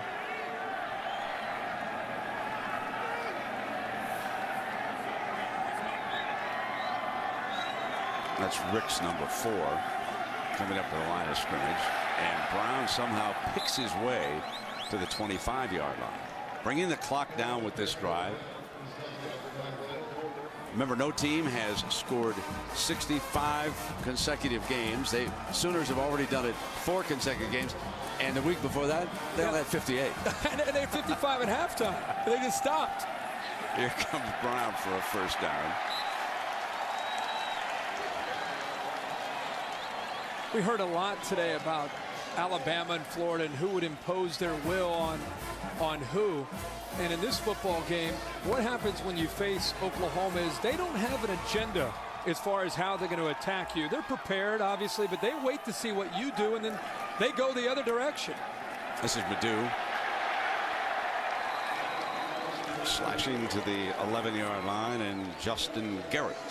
Every offensive coordinator talks about the importance of balance, but I mean this is true balance. If you load the box, they will throw every time, and if you sit back, they'll run every time. And that's what this look over assures them of getting the right play. Madu, end zone, touchdown. Moses Madu, the sophomore from Norman, can do.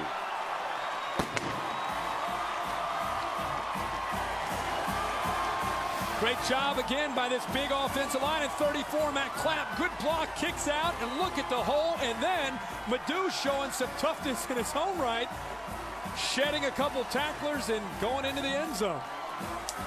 Let's tell our good friend Mac Brown to get out some Buckeye tape. Yeah, you're right about that. We're going to have some good BCS bowl games. You good matchups now. You better believe it. Big-time games. Stevens, I'm looking forward to. USC, I can't Penn wait. State, Woo! Rose Bowl, Pasadena. Cannot wait. Well, that is 4, Herbie. 4 consecutive touchdowns for Oklahoma. You look back at some of the images. Of course, this is the one that Texas can't get over watching this game here tonight. 45-35 in Dallas. A Red River rivalry, folks. That'll be a shootout again next year. Texas Tech, of course, shocking Texas. And so the Sooners pointed out, wait a minute, you can't eliminate Texas Tech. And then leaping up to number 2. What a Sam Bradford up over the head of the Oklahoma State Cowboys. And coming up after the game, the live trophy ceremony on Big12Sports.com. Big12Sports.com. What a year the conference has had.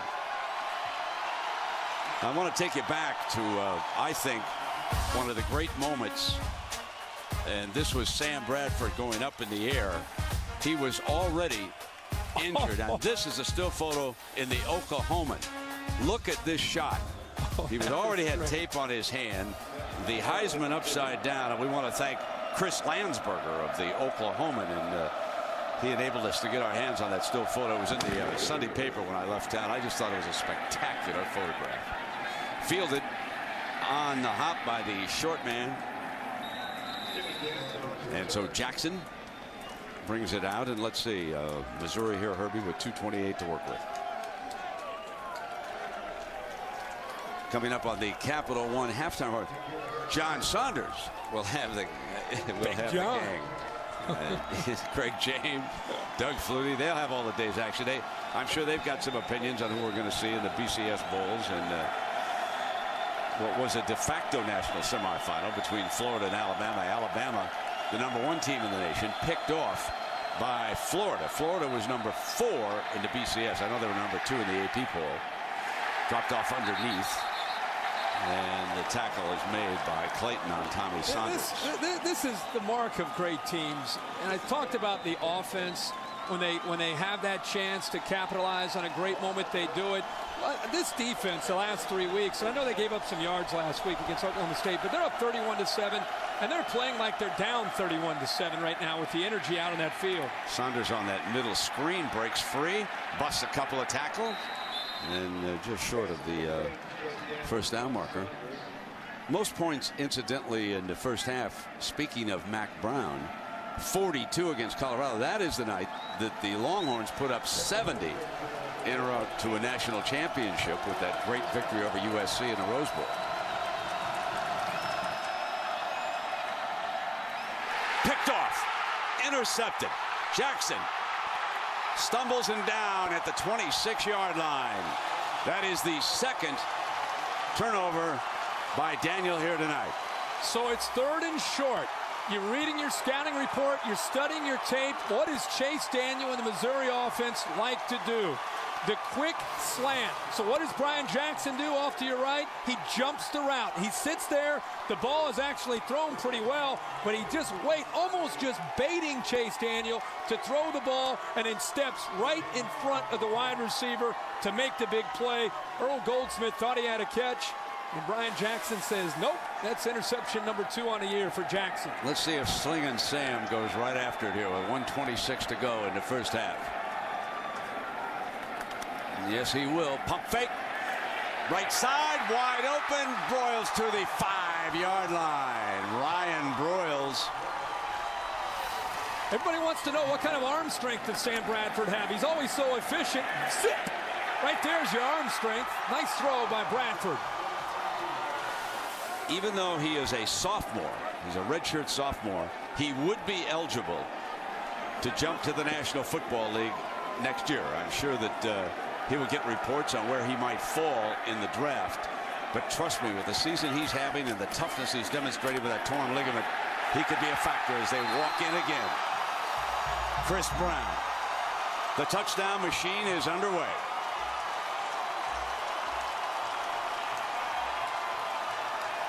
Then we just talk about how they kind of step on you when they got you down. Oh, yeah, they don't. They do not back off. No, where's your neck? Yeah, they're going right after you.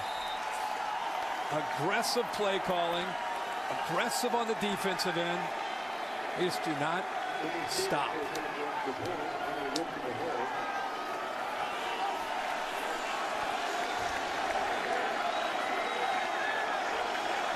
Oh, Stevens tacks on the extra point.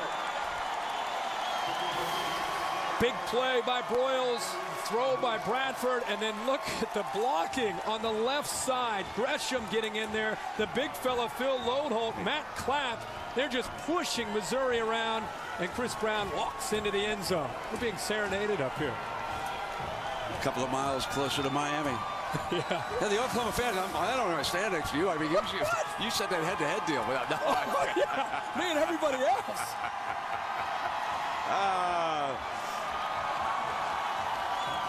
Boomer Sooner. Not even in the era of Barry Switzer and all those great athletes have they ever scored 60-plus points in 5 consecutive games, and they're on the move. And so, Herbie, here's your question for the night. If it comes up Oklahoma, Florida for the national championship, okay, if the Sooners hang on here and they get that, who's the favorite? My guess would be Oklahoma because of the ability to score points. DeMarco Murray injury might weigh on it. I mean, I'm not saying who I would really pick, but I'm saying who your friends out. I'm going to go see my friends. I'm going to the rodeo. Breaking free is Macklin. You know how much I like the championship rodeo out in Vegas. You're going there, right? Going to go out there, sure. Take a look at it. Mama's coming down from Montana. You have a lot of respect for the clowns, right? Love the clowns. You said that the clowns are kind of the key. Those bull riders. Yeah. I'm going to tell you something. They do a fabulous job of saving serious injuries. Absolutely. Remember old Walt Garrison? He used to bulldog a little bit. Of course. Mahan ride the bulls. I mean, all those old rascals that I used to hang out with. Oh, Walt? I remember him. First down and 10. Daniel going deep, incomplete. Time to probe the long bowl, see if he can climb back in. Coming up now at the halftime, the Dr. Pepper Throw for Scholarship Dough event. You'll have 2 contestants. They'll throw footballs into a 8-foot Dr. Pepper can to win a $100,000 scholarship. That's a pretty good deal. $100,000 scholarship. Not bad at all. That's pretty good on the part of Dr. Pepper. So that's coming up at halftime. Daniel winging it again. There's a tight end. You asked where he was. He's been very quiet. And Chase Kaufman makes that grab. He is obviously battling through with that turf toe that's taken away his production, making his first catch of the night. Wrapped up is Chase Daniel.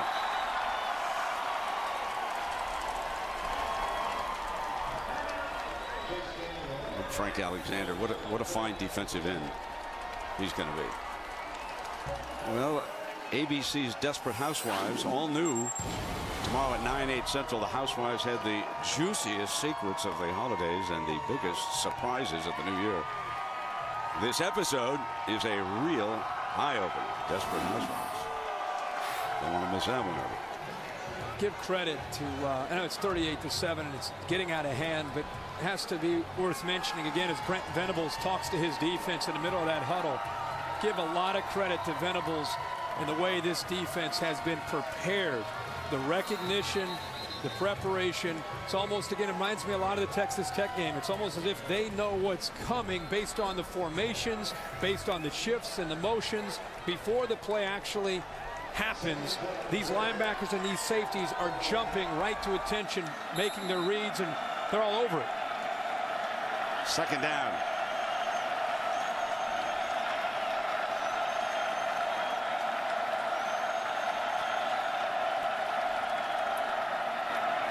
Beal, Chase steps away from him, but by forcing him up into that pressure and the arms of Alexander, it was Jeremy Beal, the sophomore and an all Big 12 defensive lineman, who forced this play into Alexander's arms. You know, with Austin English down with the injury, and you know he's trying to come back and play tonight, the athletic ability and the speed off the edge, and that'll be big when they go up against Tim Tebow. But Alexander and Beal, wow, they put a lot of pressure in this first half on Chase Daniel. Let's quickly go to Lisa. Thanks, Brent. Coach, certainly not the half that you wanted to have. What will you say to your guys in the locker room? Well, you know, first of all, we had a couple turnovers.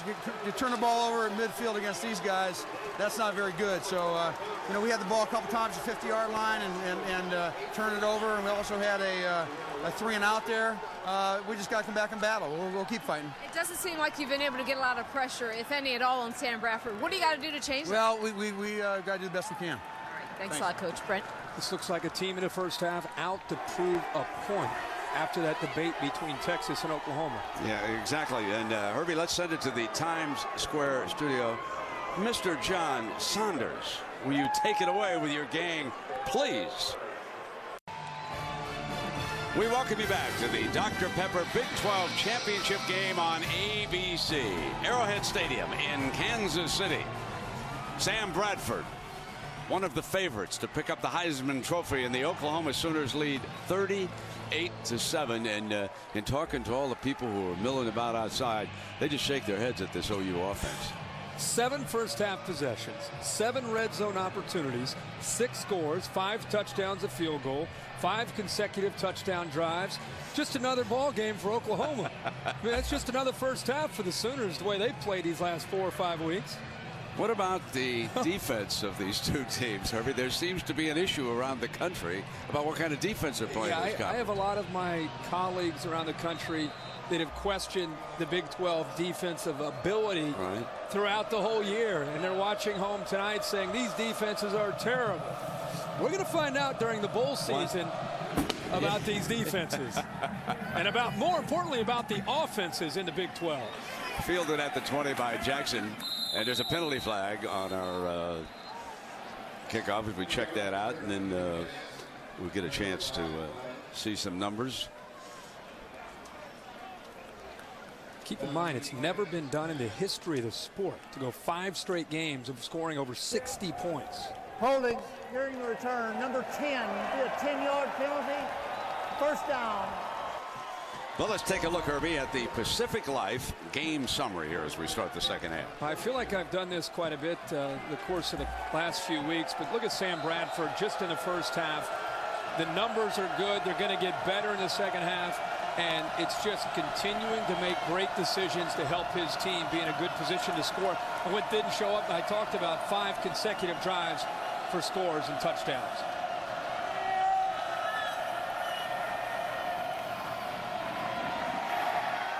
Daniel throws back underneath to Macklin. And for Macklin here tonight, that's only his second catch, I believe, of the game. No, that's 4 catches. He's also carried from scrimmage once, and there you can see what they've done tonight as an offense. It's like pretty good defense to me from the Sooners. 2nd down and 7. Play fake Washington. Going deep. Foot race. Well covered. I'm going to tell you, Dominique Franks is a corner who will cover you. You get one-on-one against him, and you got your hands full. Out of Tulsa, Oklahoma, played at Union High School. Great instincts as a first-year corner. 4 interceptions. We've seen him throughout this year. Does his homework. Great preparation. Makes calculated risks. That time, perfect position. No way that Chase Daniel can lay that in there. Mike Bolligan, one of the linebackers, starting that middle spot in place of the injured Austin Box. 3rd down and 7 for the Tigers. Here comes the blitz. And get it off. Perry breaks free to the 45-yard line. Jared Perry, the junior. Ball came out, but I think it was whistled down. The key on that play is when you face pressure and 2 middle linebackers coming right up the middle, and you'll see them come right up the middle there. Lewis and Bolligan is just getting the ball off. Then you have a convoy of blockers in front of you. And that time Chase Daniel dumps it right over top of the blitz, and Perry gets upfield. 18-yard gain to Perry. 1st down and 10 for Daniel. Still signaling away over there on the Tigers sideline.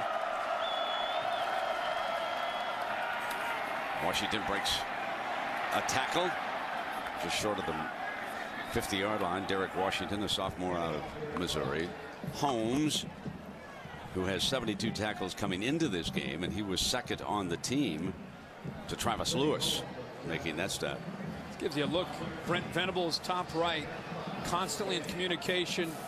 You can see Chase Daniel looking over in the background, the bottom left, the offensive coaches trying to help not just Chase Daniel, but the entire offensive skill set.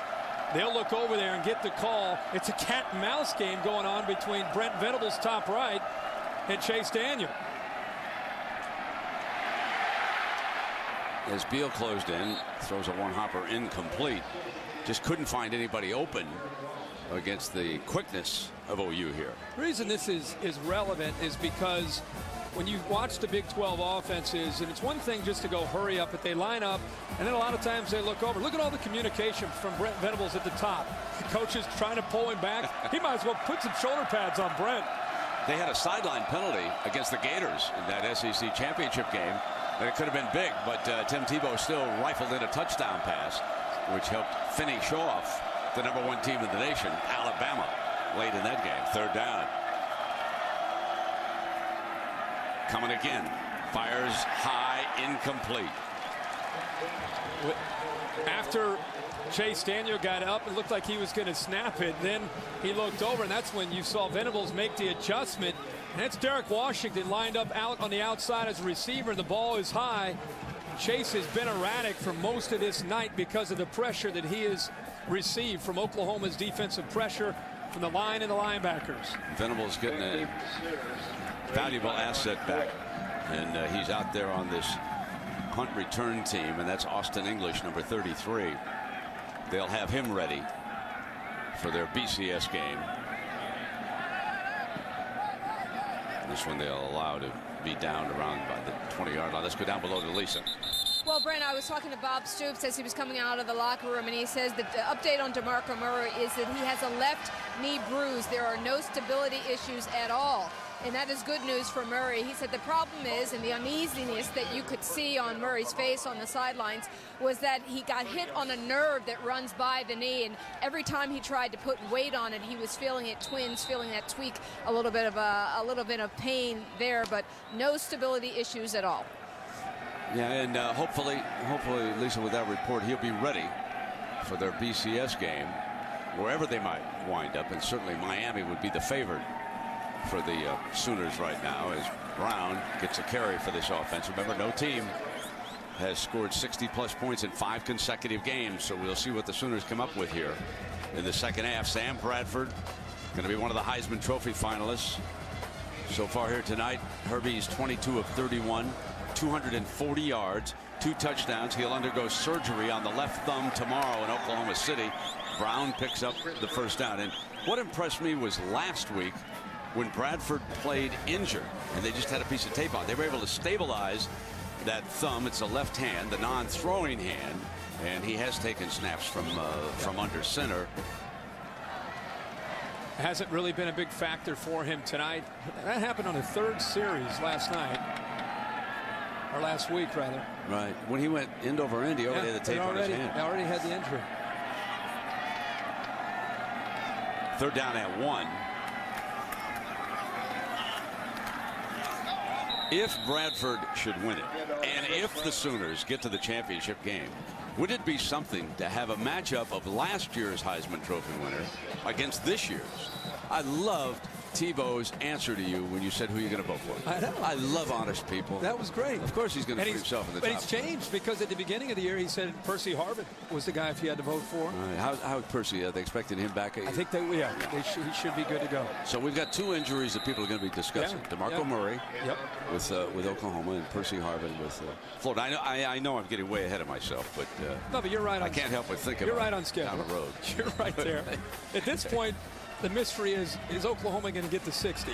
That's because they're going to push it. They're going to do everything that they can. The only thing that's going to stop them is if Missouri's able to play much better defense in the second half, because they're going for it. They're not going to let up. Nadeau is the running back now on this 2nd down and 10.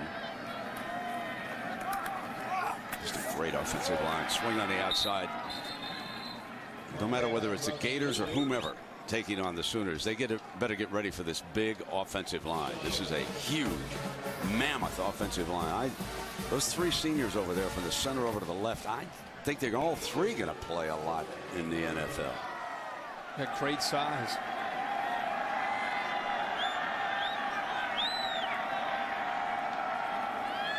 Third down. Middle.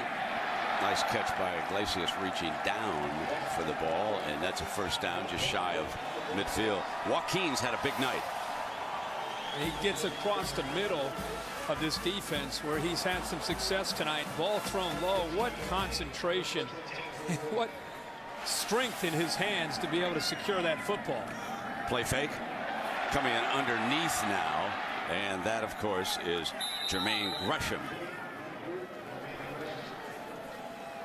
They like to do once they pick up that first down. They get a little bit of tempo going, and love the play call. 1st and 10, play action going away from what you would think would be a run to Brown. Come back and find Gresham, pick up a quick 8 yards. 2nd down and 1. They run the toss play right here. Nadeau.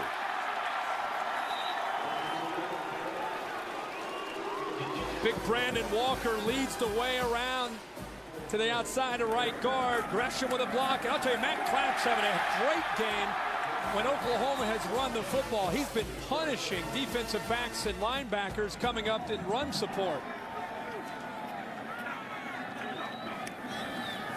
Tripping, regaining balance, still no pressure. Gresham again. Into the red zone, the 15-yard line. Pretty good athletic ability here by Sam Bradford. That's what coaches will tell you about. He grew up as a great athlete, played basketball, played golf. They said just by competing in all those sports, it made him an all-around athlete, and they feel it really helps him as a quarterback now for Oklahoma. The background is an athlete in so many other sports. Here's Brown, and he's ridden down by Baston. Jerron Baston, a junior defensive lineman.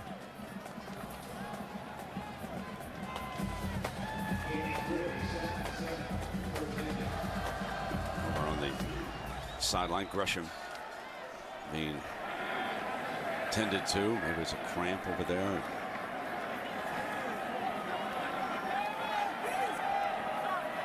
Slinging Sam, ready to come back to work.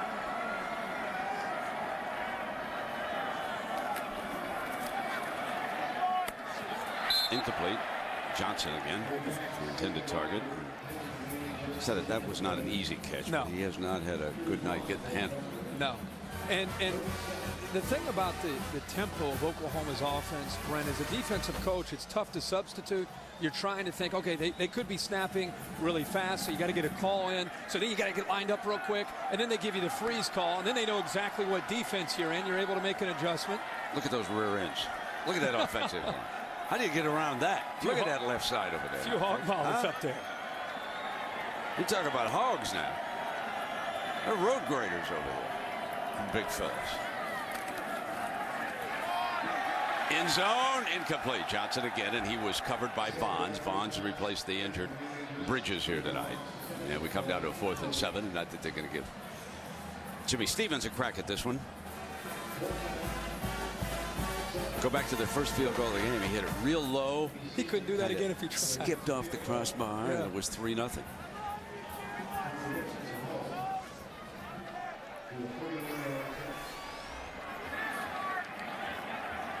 Interesting face mask the kicker wears there.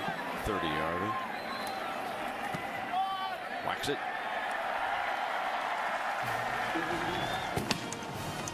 Ah, yes. The eats are always good at Arrowhead. What is that? That's something up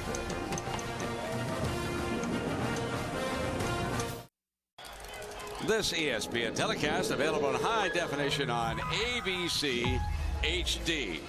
Oklahoma tacks on a field goal, and here in the second half they're opening up a big lead, and we welcome in the fine commissioner of the Big 12, Dan Beebe, who has joined Kirk and I up in the booth. He's going to talk a little football here with us. Dan, nice to have you at another Big 12 championship game. Well, this is our annual appointment. Come to our championship game, and I get to get up here with you guys. Seems looking pretty good tonight, making a strong statement. Fielded here on the 14-yard line, and Macklin trying to shake free, and he is down at about the 26. And I guess, you know, Dan, the way things are going, the Sooners could wind up in Miami and be taking on Florida for the national championship. Well, I don't want to venture a guess with all the things that could happen at the last moment, because you've got a razor-thin edge between two of our top teams. We'll have to see how it plays out. You're pushing now for a Texas-Oklahoma match in Miami. We know who lost to the top-ranked teams. Gee, we're surprised by that, aren't we, Kirk? Yeah. The commissioner of the Big 12 would be, Yeah. Last I checked my paycheck, it said Big 12 on it. It has been a great year in your conference. I mean, I've got to say, not just Oklahoma and Texas Tech and all these. The game last week between Kansas and Missouri. Dan, you've got to be extremely pleased as Kaufman made that catch and moving toward the first down. You've got to be very pleased with the conference. It's been an outstanding year, and I can only take credit for 8 of the quarterbacks that I recruited to these schools. You know, we want them in the mold of Herb Street when he played at Ohio State, so we found 8 of them, and they're doing all right. What's been the reception that you've received and the conference has received about the three-way tiebreaker? Will this be moving forward the same system, you think, after what happened this year? Well, you know, we in the ACC both have this tiebreaker system, and it's really designed to try to get the best chance to have a team play in your championship game that can play in the national championship game. We had the perfect storm this year. It's really difficult for a great Texas team, great coaches, and I think, you know, we're going to have to review it, put it on the plate, and see if we want to change it in some form or fashion. The other tiebreaker system isn't perfect either. You can construct scenarios where you might not get the highest ranked team in your championship game, and it's a tough deal. I really feel for the Texas players and Mac Brown. Third down coming up here, Commissioner, so stick with us now. We'll see what Chase Daniel able to come up with on 3rd and 3.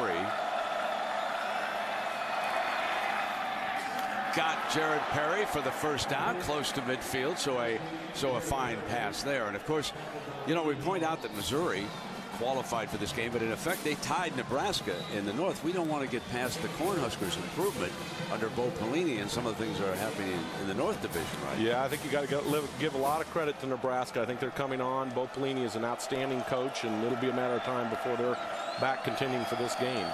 I want to ask you, as an analyst, do you think the Big 12 this year is great offenses and pretty good defenses, or do you think it's pretty good offenses and very poor defenses? Well, of course, I think it's great offenses and pretty good defenses. And, you know, look at the award categories.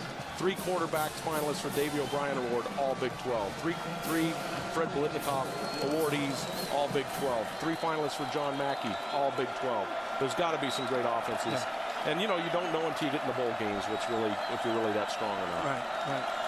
First down and 10 now for Chase Daniel as the Tigers will try to finish a drive.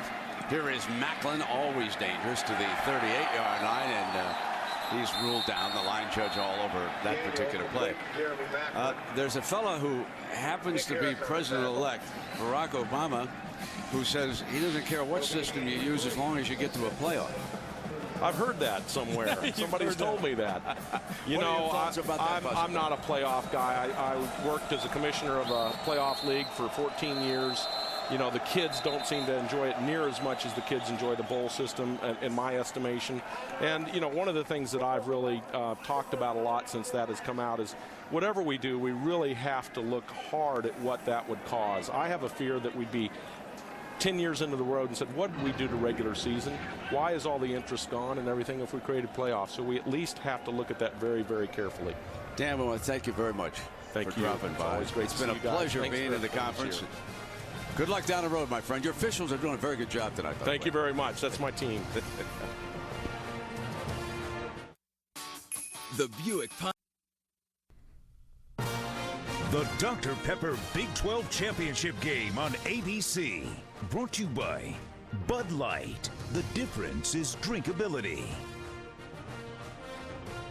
Powered by Pontiac, official performance machines of the NCAA. And Pacific Life. For insurance, annuities, and investments, choose Pacific Life. The power to help you succeed.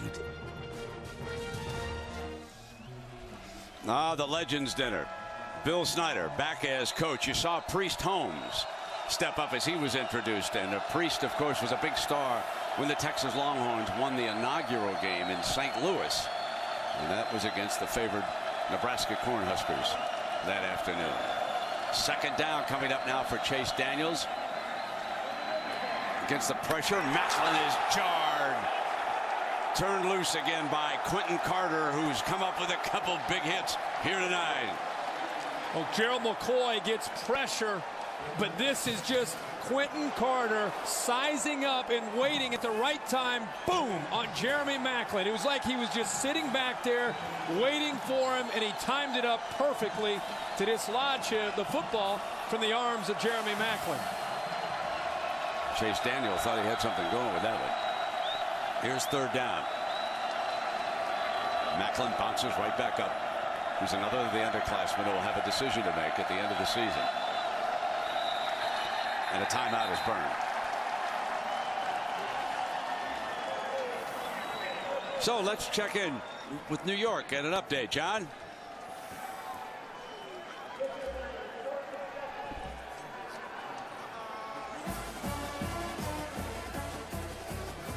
Another Stoops brother in action. Mike Thomas grabs this punt, picks up a couple of blocks, shows his speed, 52 yards for the touchdown. This game's available to be seen on ESPN.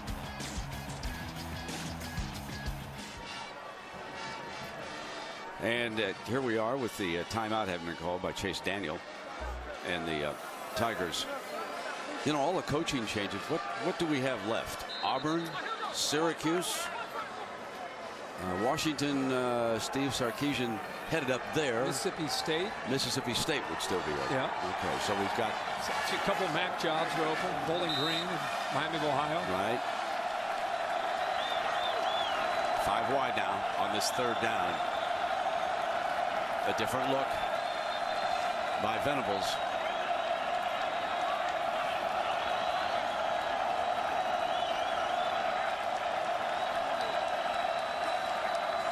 Cat and mouse continues. Going deep to Jared Perry, and Perry is blanketed. Absolutely blanketed by Jackson.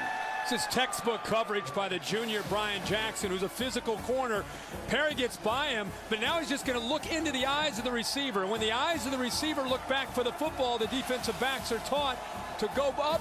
First of all, if the hands are going up, you need to strip the hands down. But as soon as Perry looked back, that signified to Jackson he had to look back, but he was in great position.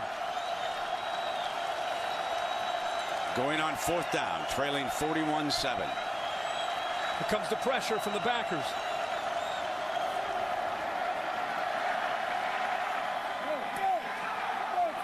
First down. Saunders came back and gave it up on the catch and then broke for the first down, so the chains will move for Daniel. That is a long throw that Chase Daniel throws from the left hash all the way to the boundary, and he's fortunate that the ball had just enough zip on it, or Frank steps in front of that and goes about 75 yards the other way.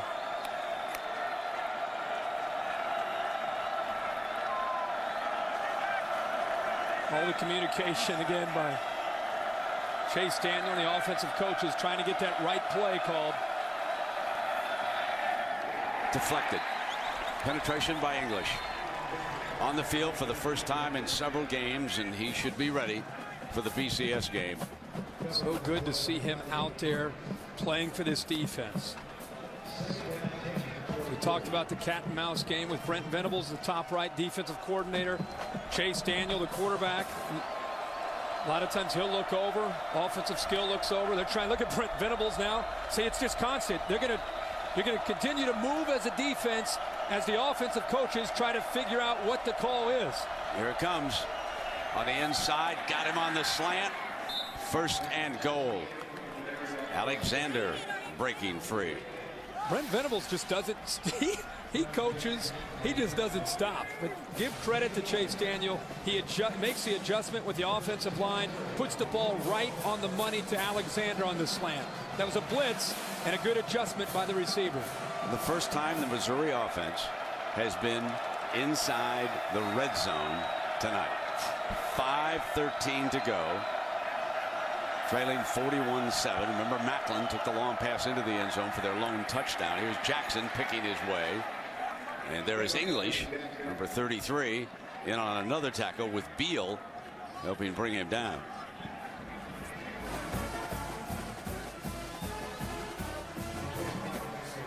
We could just keep a camera on Brent Venables the whole time. And that's Bobby Jack Wright just put his hands in his pocket. He works with the secondary.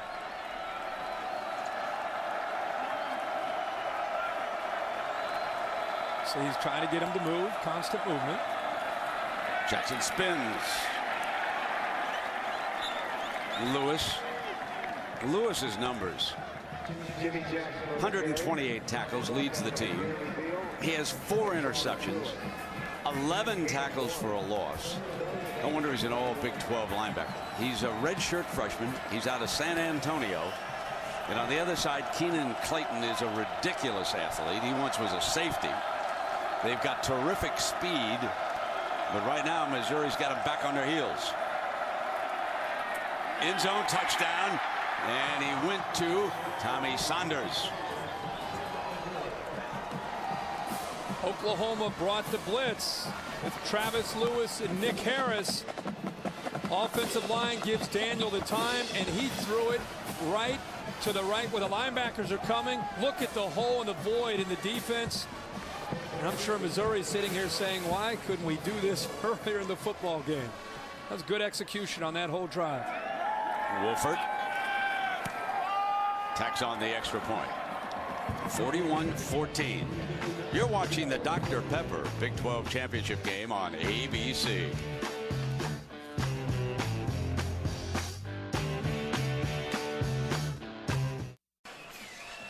All bundled up here in the chill and cold. Thankfully, it's been dry. No rain or snow here tonight. Near the end of the game, we'll select a Chevrolet player of the game from each team. And Chevrolet will make a $1,000 contribution to each university's General Scholarship Fund. There's a fellow you recognize. The Oklahoma hat on, Toby Keith. Pretty good musician down there now. Big Sooner fan. He's got the camouflage on. Got that Sooner cap on. But we recognize you. So here we go. Let's see if Mizzou can come up with a stop here, Herbie.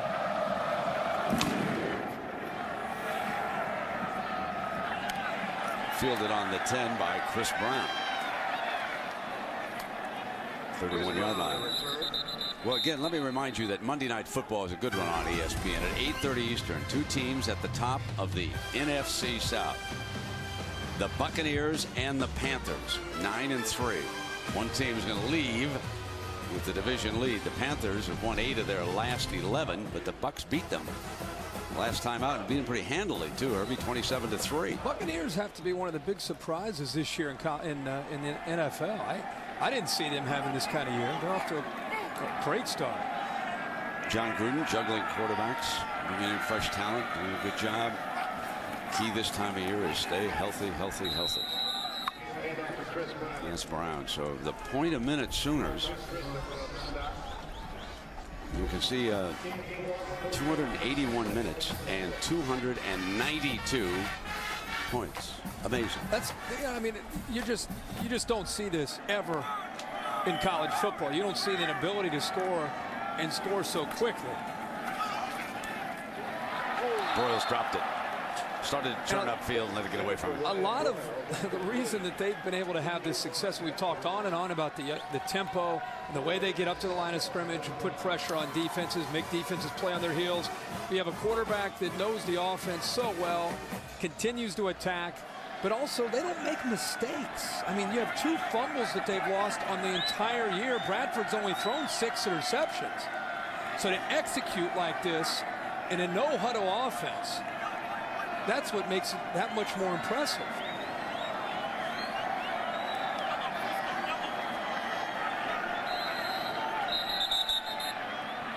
Timeout. Time was coming down. So the Sooners will burn one, and that allows us, what we have a moment, to turn our attention to the All-State standings review, the BCS standings. Now, of course, Alabama losing today, and Florida's going to pick up humongous computer points, and everybody expects them to jump up to 1 or 2, and if Oklahoma wins, they could nudge themselves up to 1 and Florida be 2. It really doesn't matter as they identify 1 and 2, and the big argument will be Texas, USC, Penn State, and let's not overlook an unbeaten Utah. I know they're not going to get there, but they certainly deserve a lot of credit. Herbie, your thoughts? Well, I think Oklahoma, once they win this football game, I think Oklahoma and Florida will play in the national championship down in Miami, and we could go through the list and think about some of these marquee matchups. I think Utah is probably going to go to the Sugar Bowl and play Alabama, which will be a great game. The Orange Bowl will be Virginia Tech and Cincinnati. The Fiesta Bowl looks like Ohio State and Texas. And the game that you and I are looking forward to watching from the booth, the Penn State Nittany Lions and the USC Trojans out of the Rose Bowl. And Joe Pa and the Nittany Lions go back to the Rose Bowl. First time since the mid-'90s when they beat Oregon. Yeah. And Rich Brooks out there. And they will be an underdog, obviously, against USC. Basically sitting at home with that ferocious defense. And Iglesias, who scored 2 touchdowns, crosses the 40 for a first down. And Herbie, Little Bird told me out in the hallway at halftime that the Florida Gators would be favored against the Oklahoma Sooners. Yeah, if they play. For those that are interested in that, I thought that was interesting as that bird went by. Yeah, he just dropped his little tidbit there, and we pass it along short at midfield, and that's number 84, and that is Cheney.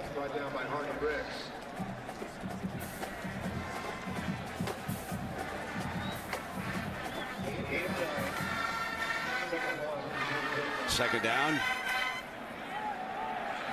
Bradford can easily run for this first down. Slides down. Doesn't want to take a hit. Doesn't want to risk that thumb at all. He's going to undergo surgery tomorrow morning early down in Oklahoma City.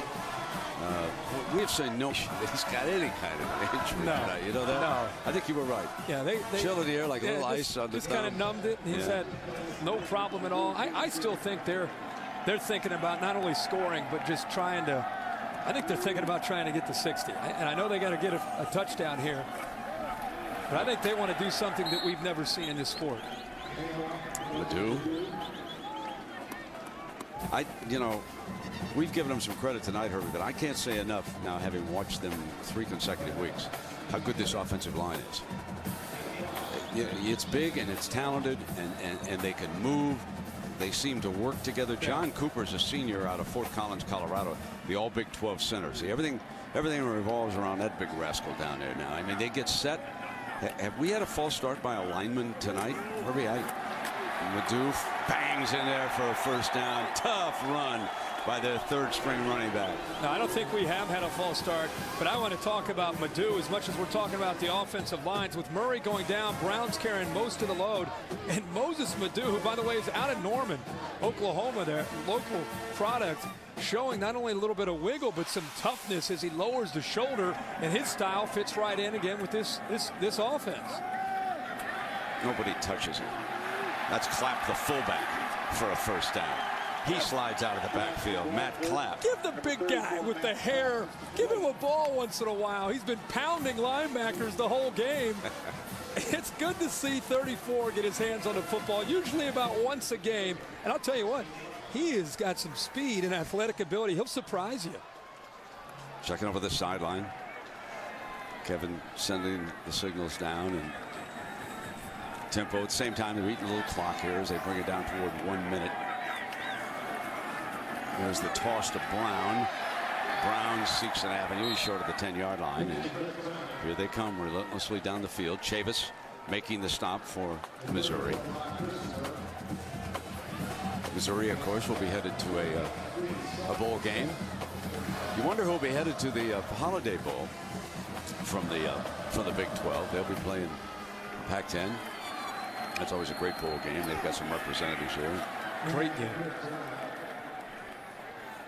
It's going to be fun to watch when these conferences get together, and Everybody people talks argue about a playoff, but how much this. fun are the bowl games as far as watching the conferences collide? I do love them. You know, I mean, September games, it's so, you just don't get the intersectional matchups as often as we used to. So now that you have to wait for the bowl games. I want to make sure everybody understands. I would love a playoff too. Right. Okay, I know we're not going to get there We're not. anytime soon, but I think it would be a very, very big sporting event in this country. And it's 41-14. Oklahoma with the lead, and that's the end of the third quarter here. So they'll need a 20-point explosion to hit 60, and the Sooners are indicating that the fourth belongs to them. Not to mention the first, the second, and the third. Okay, so we'll be back with the fourth quarter of the Big 12 championship in just a moment. First, second, third. So we are back for the final quarter with Oklahoma leading Missouri in the Dr. Pepper Big 12 championship game 41-14. Oklahoma stalking a berth in the national championship game down in Miami on January 8th.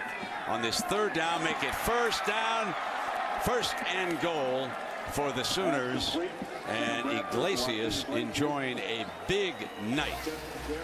But they've actually connected down in this end zone a number of times. It's just soft coverage. On third down, you have got to be able to step up and take that cushion away when you're the corners. And this time it was Truvons who did not take that cushion away. Easy throw. Set up with the power formation, and Madu runs it in. So he's the back who's picked up the slack with the loss of DeMarco Murray on the opening kickoff. And he has rushed for 64 yards here tonight and scored 2 touchdowns. So Moses Madu with a big night. He plays on the special teams for Oklahoma. He's a very talented sophomore, also out of the Norman, Oklahoma area. And the coaching staff, Kel Gundy, of course, very pleased with the performance of his running backs here tonight. And within striking distance of that 60, they could become the first team in history to score 60 or more points in 5 consecutive games. We'll see how that unfolds in the fourth quarter, and we'll talk about the Miami Showdown. Well, stay tuned after the game for your late local news over most of these ABC stations. Over on ESPN, turn over to SportsCenter, some big stories. Championship Saturday, America's Heisman vote, what you thought, and a big fight out in Vegas. De La Hoya against Pacquiao, and Pacquiao out of the Philippines, and every time he goes to war, it's a national holiday down there, and De La Hoya about 2 inches taller, a couple pounds heavier. We'll see how that fight turns out here tonight, and right here after the game, we'll have the live trophy ceremony on Big12Sports.com. Big12Sports.com.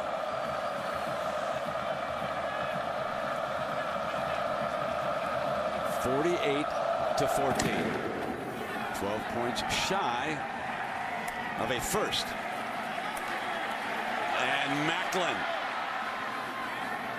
under the safety valve, and that's Moreland who kicked it off, who got him out of bounds. As we take a look at the Pacific Life game summary, let's take a look at these two quarterbacks. Here's what Tim Tebow did today against Alabama. Threw for 217 yards, 3 touchdowns, and he rushed for 52. That's important. He's a powerful, powerful runner. And there, Herbie, is what Bradford has done so far. Bradford has a big night throwing the football and just continues to be executing at a flawless effort. But Tim Tebow put his team on his back today. Faced a great challenge by Alabama. Didn't have Percy Harvin and kind of willed his team to a victory today in Atlanta. Now, I will say one thing, having watched that game, Herbie, about Tebow, he didn't have flashy completion numbers and everything as we take a look here, Herbie, at what Bradford has done. Well, he's got a few touchdowns tonight. The one he had to really improvise to make work, and he's hit Iglesias a couple times. That time it was just finding another soft spot in the zone for an easy throw for Bradford. And the point I was going to make about Tebow, when he had to, he threw some beautiful passes today in that game. And no one could catch him but the Gators. And it's just going to be outstanding with Jackson up on Macklin. Yeah, one of the things that hurts Tim Tebow as far as the perception is his style of play sometimes makes people appreciate more his toughness and his athletic ability, and they forget and undervalue his ability to throw an accurate ball. Because if he didn't run all the time and make so many plays and just threw the way he throws right now, I think people would say, what a great passer. But because he's an athlete and he runs people over, he gets more attention for that, and I think people downplay his ability to throw. Flair and Washington moves for a first down, and of course next week, December 13th at 8 Eastern, will be the Heisman Trophy presentation presented by Nissan. Herbie, I know you'll be there with the gang on ESPN next Saturday. We'll all look forward to see who can Tebow win 2 in a row. What about Bradford? We talked about it. Colt McCoy down in Austin. There is no way we can eliminate Colt McCoy and Graham Harrell. They have just been outstanding. And here's a little bit of razzle dazzle. Lateral back to Washington for a first down at the 26-yard line. And so just like everybody else, I'm not sure how you how you sort them out. I don't know what order I'm going to break these guys down as far as my final three, but I mean, what Colt McCoy did during that 4-game stretch really stands out. What Sam Bradford has done in the last 3 or 4 weeks really stands out. And of course, Tim Tebow has had a year that people said, well, last year he had all the numbers and broke the records. This year, he led a team to a national championship berth in an SEC. Fumbled by Daniel. Reaches down and recovers it. And of course, you can say that Graham Harrell is the reason why Texas is not here tonight. Yeah. You know, once the Longhorns give him that chance, when they fail to come up with the interception, he hits Crabtree for the winning touchdown in that dramatic victory down in Lubbock. And Harrell and the Red Raiders brought an awful lot of entertainment. Sure did. To the Big 12 this year. But when he went to Norman and lost by 40, it seems like he lost a lot of his momentum. That steam. But, you know, he broke 2 fingers, 9 places, and underwent surgery and came back to beat Baylor. That's pretty good. End zone. Macklin grabs it. What a beautiful grab by number 9. Back official coming in. It looks like he's going to wave it off. He said he didn't control it, right? As he came down. You have to have control as you come to the ground. It was a spectacular grab high up in the air. Gets away with a little push on Franks, pushes him right by, and then goes up. And then when he comes down, it's tough to see from that. Oh, this will be a great picture of it. Frank slipped.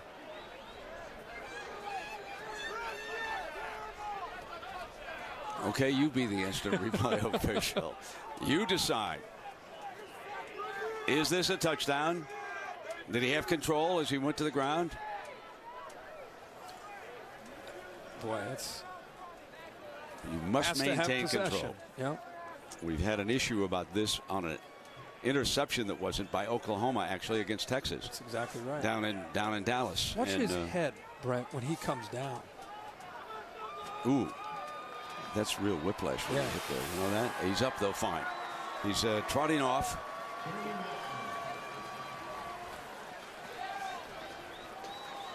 So back judge coming back over and making the call on the play, and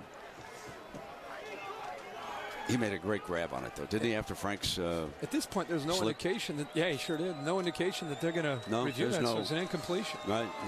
They saw all the looks that up in the replay booth, and they said didn't have control. Nope. They hit the ground. That's the rule.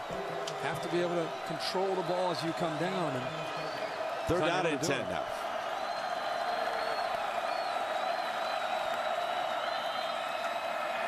Daniel being flushed on the move hard.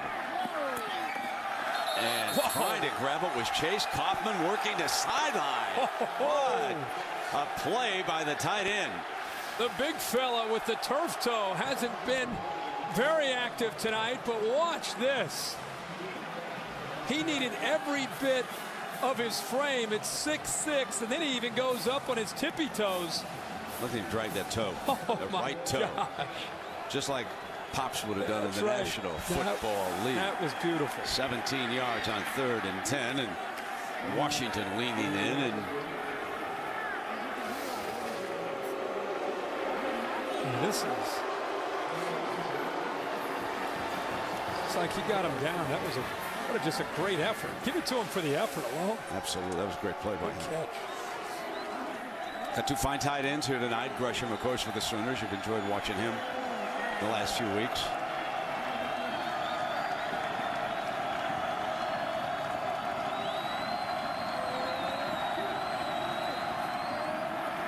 Pump fake wide open.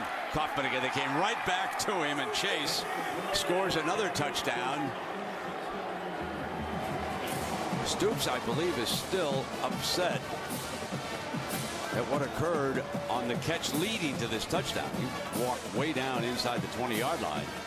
You've talked about the pump fake by Chase Daniel out to the flat there. That's what lured the defense to come up. Holmes and also Brian J. See how they jump up on Saunders? Nobody stayed with Kaufman. Once they made that mistake, that was an easy throw. Tebow just filed that in his memory bank. You get a corner who bites on a pump fake. A couple double quarterback will be coming back. You'll see that again, my friend. I'm out. Nothing says love like beef. The Dr. Pepper Big 12 Championship game on ABC. Brought to you by Dr. Pepper. Drink it slow. Doctor's orders.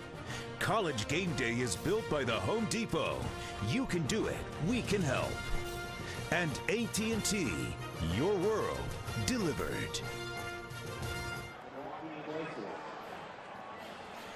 Back at Arrowhead, and there is a little slippage defensively with the Sooners here in the second half. Bob Stoops knows that when you're dealing with votes and computers, you better be a little careful.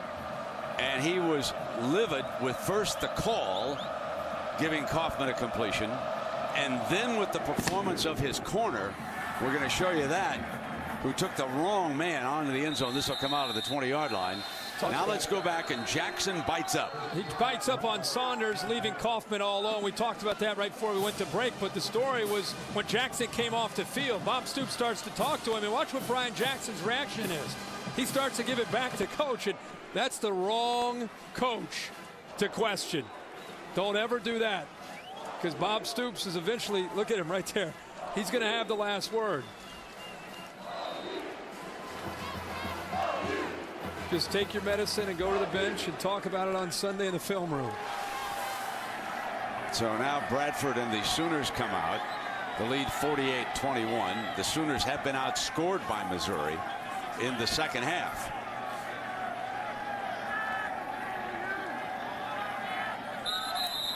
Before the snap. That'll cost. Dead ball. False start. This is not an impressive second half. No. 5-yard penalty. Well, let's be honest about it now. They started to think about the BCS standings and where they might be heading January 8th. Based on, they've definitely lost their edge that they played with in the first half. Both sides of the football. Absolutely.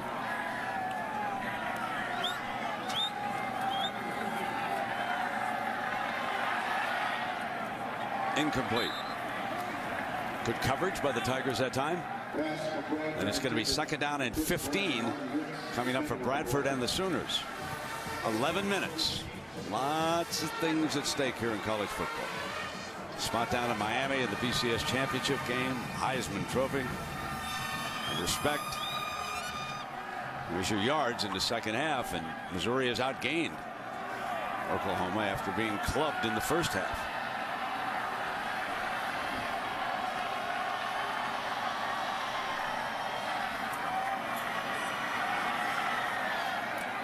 Complete. Iglesias, unstoppable tonight. A brilliant effort by Joaquin Iglesias, who refused to yield. I wouldn't be surprised to see them go up-tempo here to kind of create some momentum. Iglesias has been having a field day, Brent. You said it. Just sits right there in the hole. And Bradford always seems to look up number 9 when he needs a big play. And Iglesias, the effort there and the strength is what I love to see from the wide receiver. And Herbie, he's had a 100-yard day here. 8 catches for 113 yards. Again. Now he's up over 120 yards. 9 catches on the night for the senior from Killeen, Texas. 6 feet, 205 pounds. Very, very strong, as you saw in the previous play, but also just great savvy as a receiver in this system. Does a good job of recognizing man or zone coverage, and then just is able to always be in alignment and position for Sam Bradford. Here he comes again. Incomplete. It was a forward pass waved off him. He's coming right back for number 9.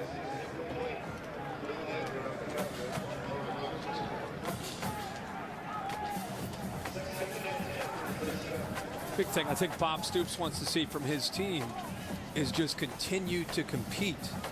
I mean, that's the most important thing. Forget about the score. Just continue. That's what he prides himself on and his program on. Not just 60 points, 5 straight games. It's competing in every phase of the game for 60 minutes.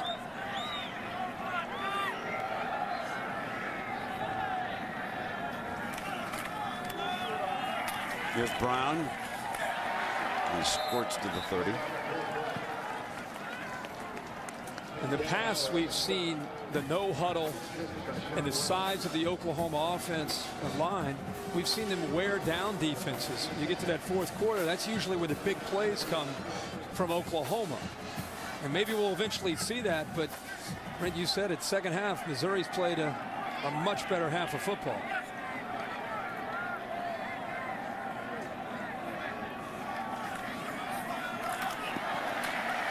Brown for the first down. 25-yard line. Witherspoon, Big 12 linebacker, making another stop. Witherspoon's a junior out of Jasper, Texas.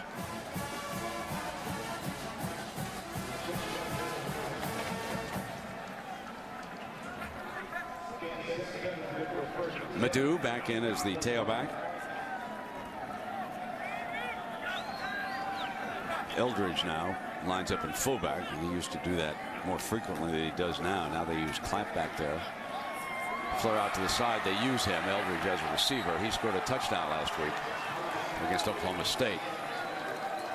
6'5", 265 pounds, tight end, and you line him back in front of the I-back, and not only can he block, but he has the soft hands to be able to make the catch out of the backfield.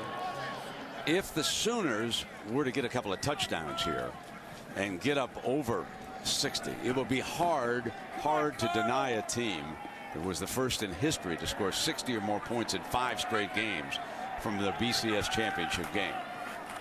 It will be a little insurance as Madu carries tacklers with him. Ziggy Hood hit the chant from the Missouri crowd. Our attendance tonight a little over 71,000, and that's the 5th largest we've had in Big 12 championship history. Next year, we'll go down to the Jones Mahal, if you will, the new Cowboy Stadium in Dallas. And what'd that cost? About $1 billion to build that? Mm-hmm. I'm assuming that. I hope he got the cash before borrowing dried up here. Second down. There's Madu with their spoon making the stop. And here is the new home being built for the Dallas Cowboys. That's going to be something in the Big 12 championship game, and you're still going to have one of those roofs so God can look down on his favorite team, huh? Just like the good old days. That's right. Here's Brown. Touchdown. Moving ever so closer. Need one more possession to make this really interesting. DeMarco Murray goes down in the first play of this game. Chris Brown and Moses Madu step up for Bob Stoops. They're now over 200 yards rushing on the night as a tandem. And that's just, again, great blocking. Clapp comes back in. Chris Brown runs right through the safety there. So Brown, I believe, has 3 touchdowns tonight. And Madu has 2. And Iglesias has a couple. Well, that's your touchdown makers here tonight for the Sooners. And they continue driving down that highway to Miami.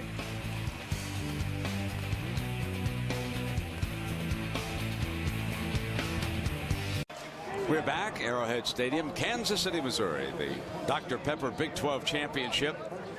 And Oklahoma closing in on a three-peat, 55-21 over Missouri, a team they beat last year in San Antonio.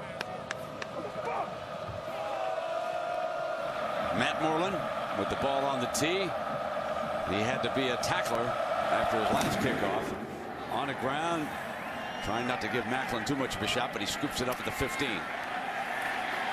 Down he goes, and Franks reels him in. Well, Navy earlier today shutting out Army, winning big, dominating that great rivalry. Virginia Tech, Frank Beamer celebrating another ACC championship. That's huge for Frank. And USC clinching the Pac-10 title by beating back UCLA, and of course Tim Tebow and the Florida Gators winning the SEC championship, handing Alabama its first loss of the season, and in all likelihood headed to the national championship game on January 8th. Will it be the Sooners? They've been impressive again here tonight. One touchdown away from a record. Now that Alabama-Florida game unfolded this way. It was an 11-point margin, 272 total yards for Tim, and speed for the Gators. But young Jones, a freshman, he's got some career ahead of him. He sure does. He had a big impact on that football game. And in fact, at one point, Alabama had the lead 20-17, and it looked like control of the football game. But give Florida a lot of credit for finding a way to get back in the game and eventually pull away. You and I would agree. Great season for the Crimson Tide. And there's Saunders making that case. No one, you and I did their first game against Clemson. Upset, but we said, oh, well, Clemson's Clemson. Yeah. No one foresaw Alabama going undefeated into the SEC. Second year under Nick Saban. Absolutely. He's only going to get better. This will be his least talented team while he's in Tuscaloosa as the head coach. The way he recruits, Alabama is going to be at the top of college football for a long time. Here's Saunders. And when you think about that, 2 coaches gone. Grooms at Mississippi State, Tuberville at Auburn, Tennessee, Tennessee in the East. Yep. Lost one. You think of the shakeup in the SEC this year. LSU had a tough year. Oh, you know, gave up big points. Yep. Even without pulling. Houston Nutt was a great story in the SEC. Yes, he was. What he did, finishing 8-4. You know, Petrino's going to win some football games at Arkansas too. When he gets Mallet going. If you're buying stock, it's Arkansas, Alabama, and of course what Houston Nutt and Ole Miss will be doing. On the move. Short of the first down, and that's Alexander. Denario's been somewhat quiet, number 81 here tonight. 5.5 minutes, and Chase Daniel would love to deny Oklahoma this record. He'd love to give his buddy Colt McCoy at least one breath of hope that they could somehow move up, but it's going to be awfully tough with a 55-point performance here by the Sooners. Third down. There's the fake. Daniel working incomplete. Field drilled him, right? Field takes him down. Watch this. This is a big-time defensive player for the Sooners. And I don't think you'll hear Tebow saying that Oklahoma can't play defense. I don't think you'll hear that. I just don't. But Brent, the bench from Oklahoma, they want the football back in the worst way. They want to go for that record. No team in history. 5 straight games of 60 points or more.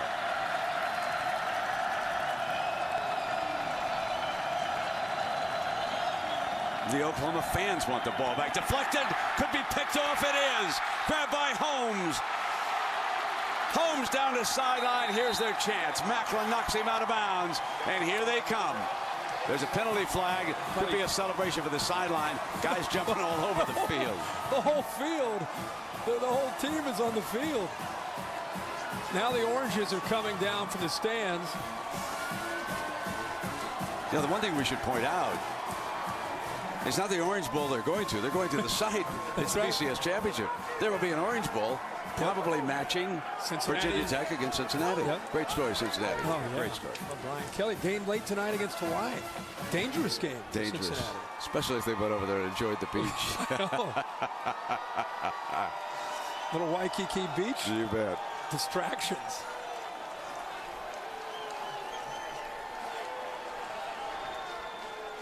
Chase Daniel, a couple interceptions tonight, the fumble,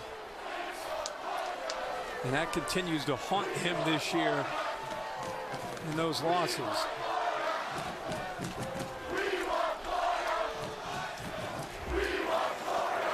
Now the fans are chanting they want the Heisman. Play, both of them against Oklahoma. Sideline interference, which will be a 5-yard penalty. Dead ball, personal foul, number 33. That's Both penalties will be enforced. It'll be Oklahoma's ball, 1st and 10. Is he looking for 44? He's looking for somebody. Is he looking? Can he find him? You cost me a chance. Where are you? Where are you hiding? Oh, he's going to get him. He'll get you. Get out of my way.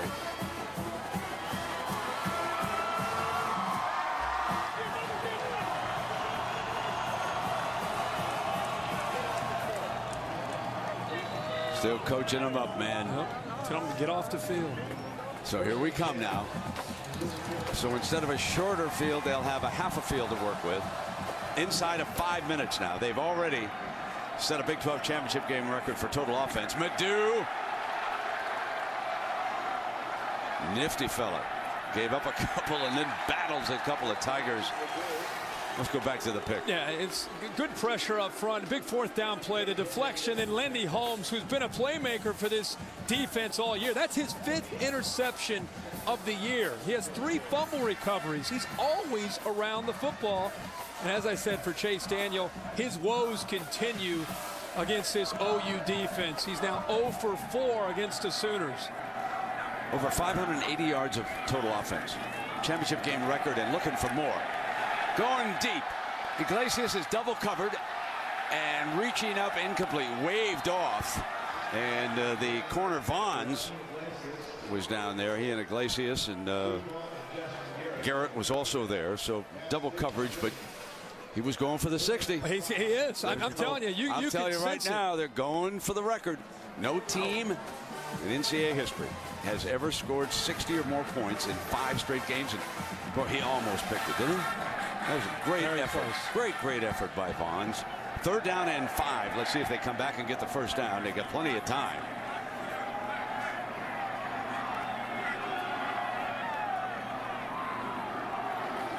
High snap, pull down. Bradford can't find anybody open. Got to dance away now. Gonna get hit. Madu picks up the 1st down. Moses Madu continues to work as the basic pattern breaks down, continues to come with the quarterback, Herbie. And here's Sam Bradford again, the athletic ability that we saw last week against Oklahoma State. There's nobody to throw the ball to. Instead of throwing it away, he wants 60 points too. He's fighting to keep the play alive. Madu is his dump off. He's able to get him the football, and they keep the drive alive, and they still have a chance here at 60.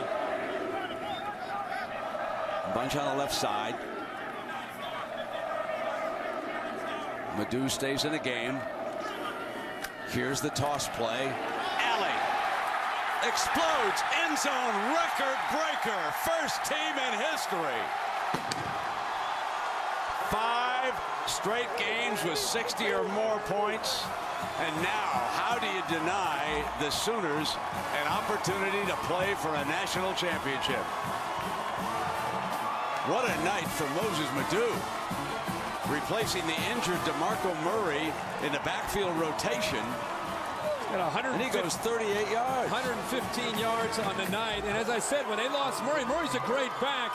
But Madu and Brown are also still a great tandem. And how about the blocking to open up that hole?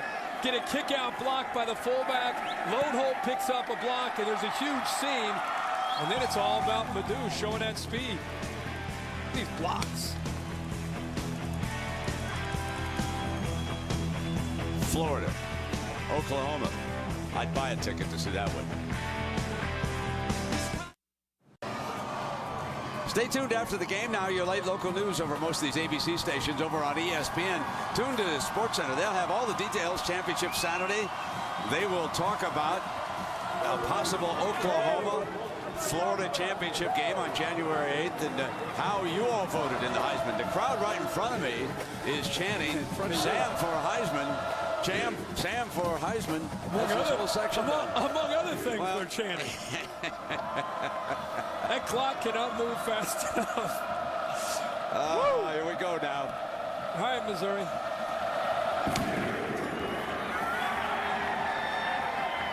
Oh, Patton bounces up and hits him. That's a live football. Macklin. He's ripped at the 6-yard line. Well, let's go to the BCS bowl projections. Now, Brad Edwards has been following this, and Herbie, I know you certainly agree with all that. Florida and Oklahoma will be in the championship game. USC, Penn State in the Rose Bowl. Fiesta Bowl should be a great one with Texas and Ohio State. Alabama and Utah, that should be intriguing as well. Down in New Orleans at the Sugar Bowl. And then Cincinnati with Brian Kelly, who later tonight on ESPN play Hawaii against Virginia Tech. And a great story with Frank Beamer and the Hokies, and a team that didn't look like they were capable of winning a championship had a great run in the second half of the season. There's Washington picking his way. Now, we have been told that if it comes up Florida, Oklahoma, the Gators will be favored. But I want to talk about something involving Bob Stoops in the BCS games. Remember now, he beat Florida State on the same venue in Miami, won a national championship. But since then, lately, he has not done much in the BCS games. He has lost 4 in a row. Remember, USC jumped all over him the last time they went for a championship game. LSU, I should say. They beat them in New Orleans. And then it was the Boise State miracle. And then it was West Virginia. Stoops has something to prove. He will drive this team. He will drive them hard. God. We saw him tonight. And he's heard a lot about that. Chase Patton steps in to finish this game off. And Moore is the running back. So Chase Patton, a senior quarterback who possesses a lot of talent. You know, when he first started in Oklahoma, because he was able to win a national championship in just his second year, and he won so many big games against Texas and in Big 12 championship games, everybody called him Big Game Bob. Then they lost to LSU in the Sugar Bowl in one of the BCS bowl games. The next year they got blown out by USC. And as you said, 4 straight BCS bowl games. Last 2 where they were heavily favored over Boise and West Virginia. You bet. You're right. He's going to be hearing a lot about that. You bet. As if he needs more incentive to get his team ready to face Tim Tebow. So here's Patton. He has a big arm. He cranks it. Little diving reception at midfield. And it is pulled in, showing you that arm. Alexander making the catch. Alexander had to come way back to the football. He fights off Ryan Jackson, who was in the doghouse earlier with Bob Stoops. He gets his arms under it, makes a big catch, but it was just a good adjustment by Denario Alexander. This was a very, very good night for the Stoops brothers. And I'll fill that. I want to see Patton hands this one off to Moore, the running back, and he stopped at the 45. But Arizona, coached by Bob's brother Mike, defeated Arizona State, and they will go to the Las Vegas Bowl. Good for him. So they'll be playing the Las Vegas Bowl. And Mike needed a win there. And Mike has a third brother, Mark, defensive coordinator. Yep. And some think that maybe with those MAC jobs open, he might move back. Families from Youngstown, you know. Yeah, he should. Might take him back down in there. He's reached that point in his career where he's probably ready to get that opportunity. There is a game. There is a game sir. that I want to be at next year. Okay. I want to be in Dallas when Texas plays Oklahoma. Oh, my God. To me, it has suddenly become the biggest rivalry in college football. It's going to be a tough. You think you can do me a favor? Can you talk Colt McCoy and Sam Bradford into both coming back? Both come back. They have it to won't come be as back much fun. You got to come back and play that game next year, huh? It was just an unbelievably fine season by the Longhorns, and they got tripped up by the rule. You know, they could just as easily have been here if the rule had been somewhat different. But for Stoops and Oklahoma, you must not take any credit away from them. They did what they had to do, and now they become the first team in history to score 60 or more points in 5 straight games. And folks, the game before that, they put 58 on the board. 55 and a half. They just stopped.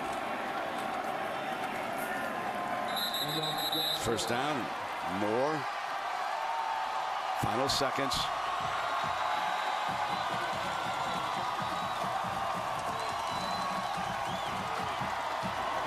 Boomer Sooner. We certainly believe, as Gary Pinkel goes over to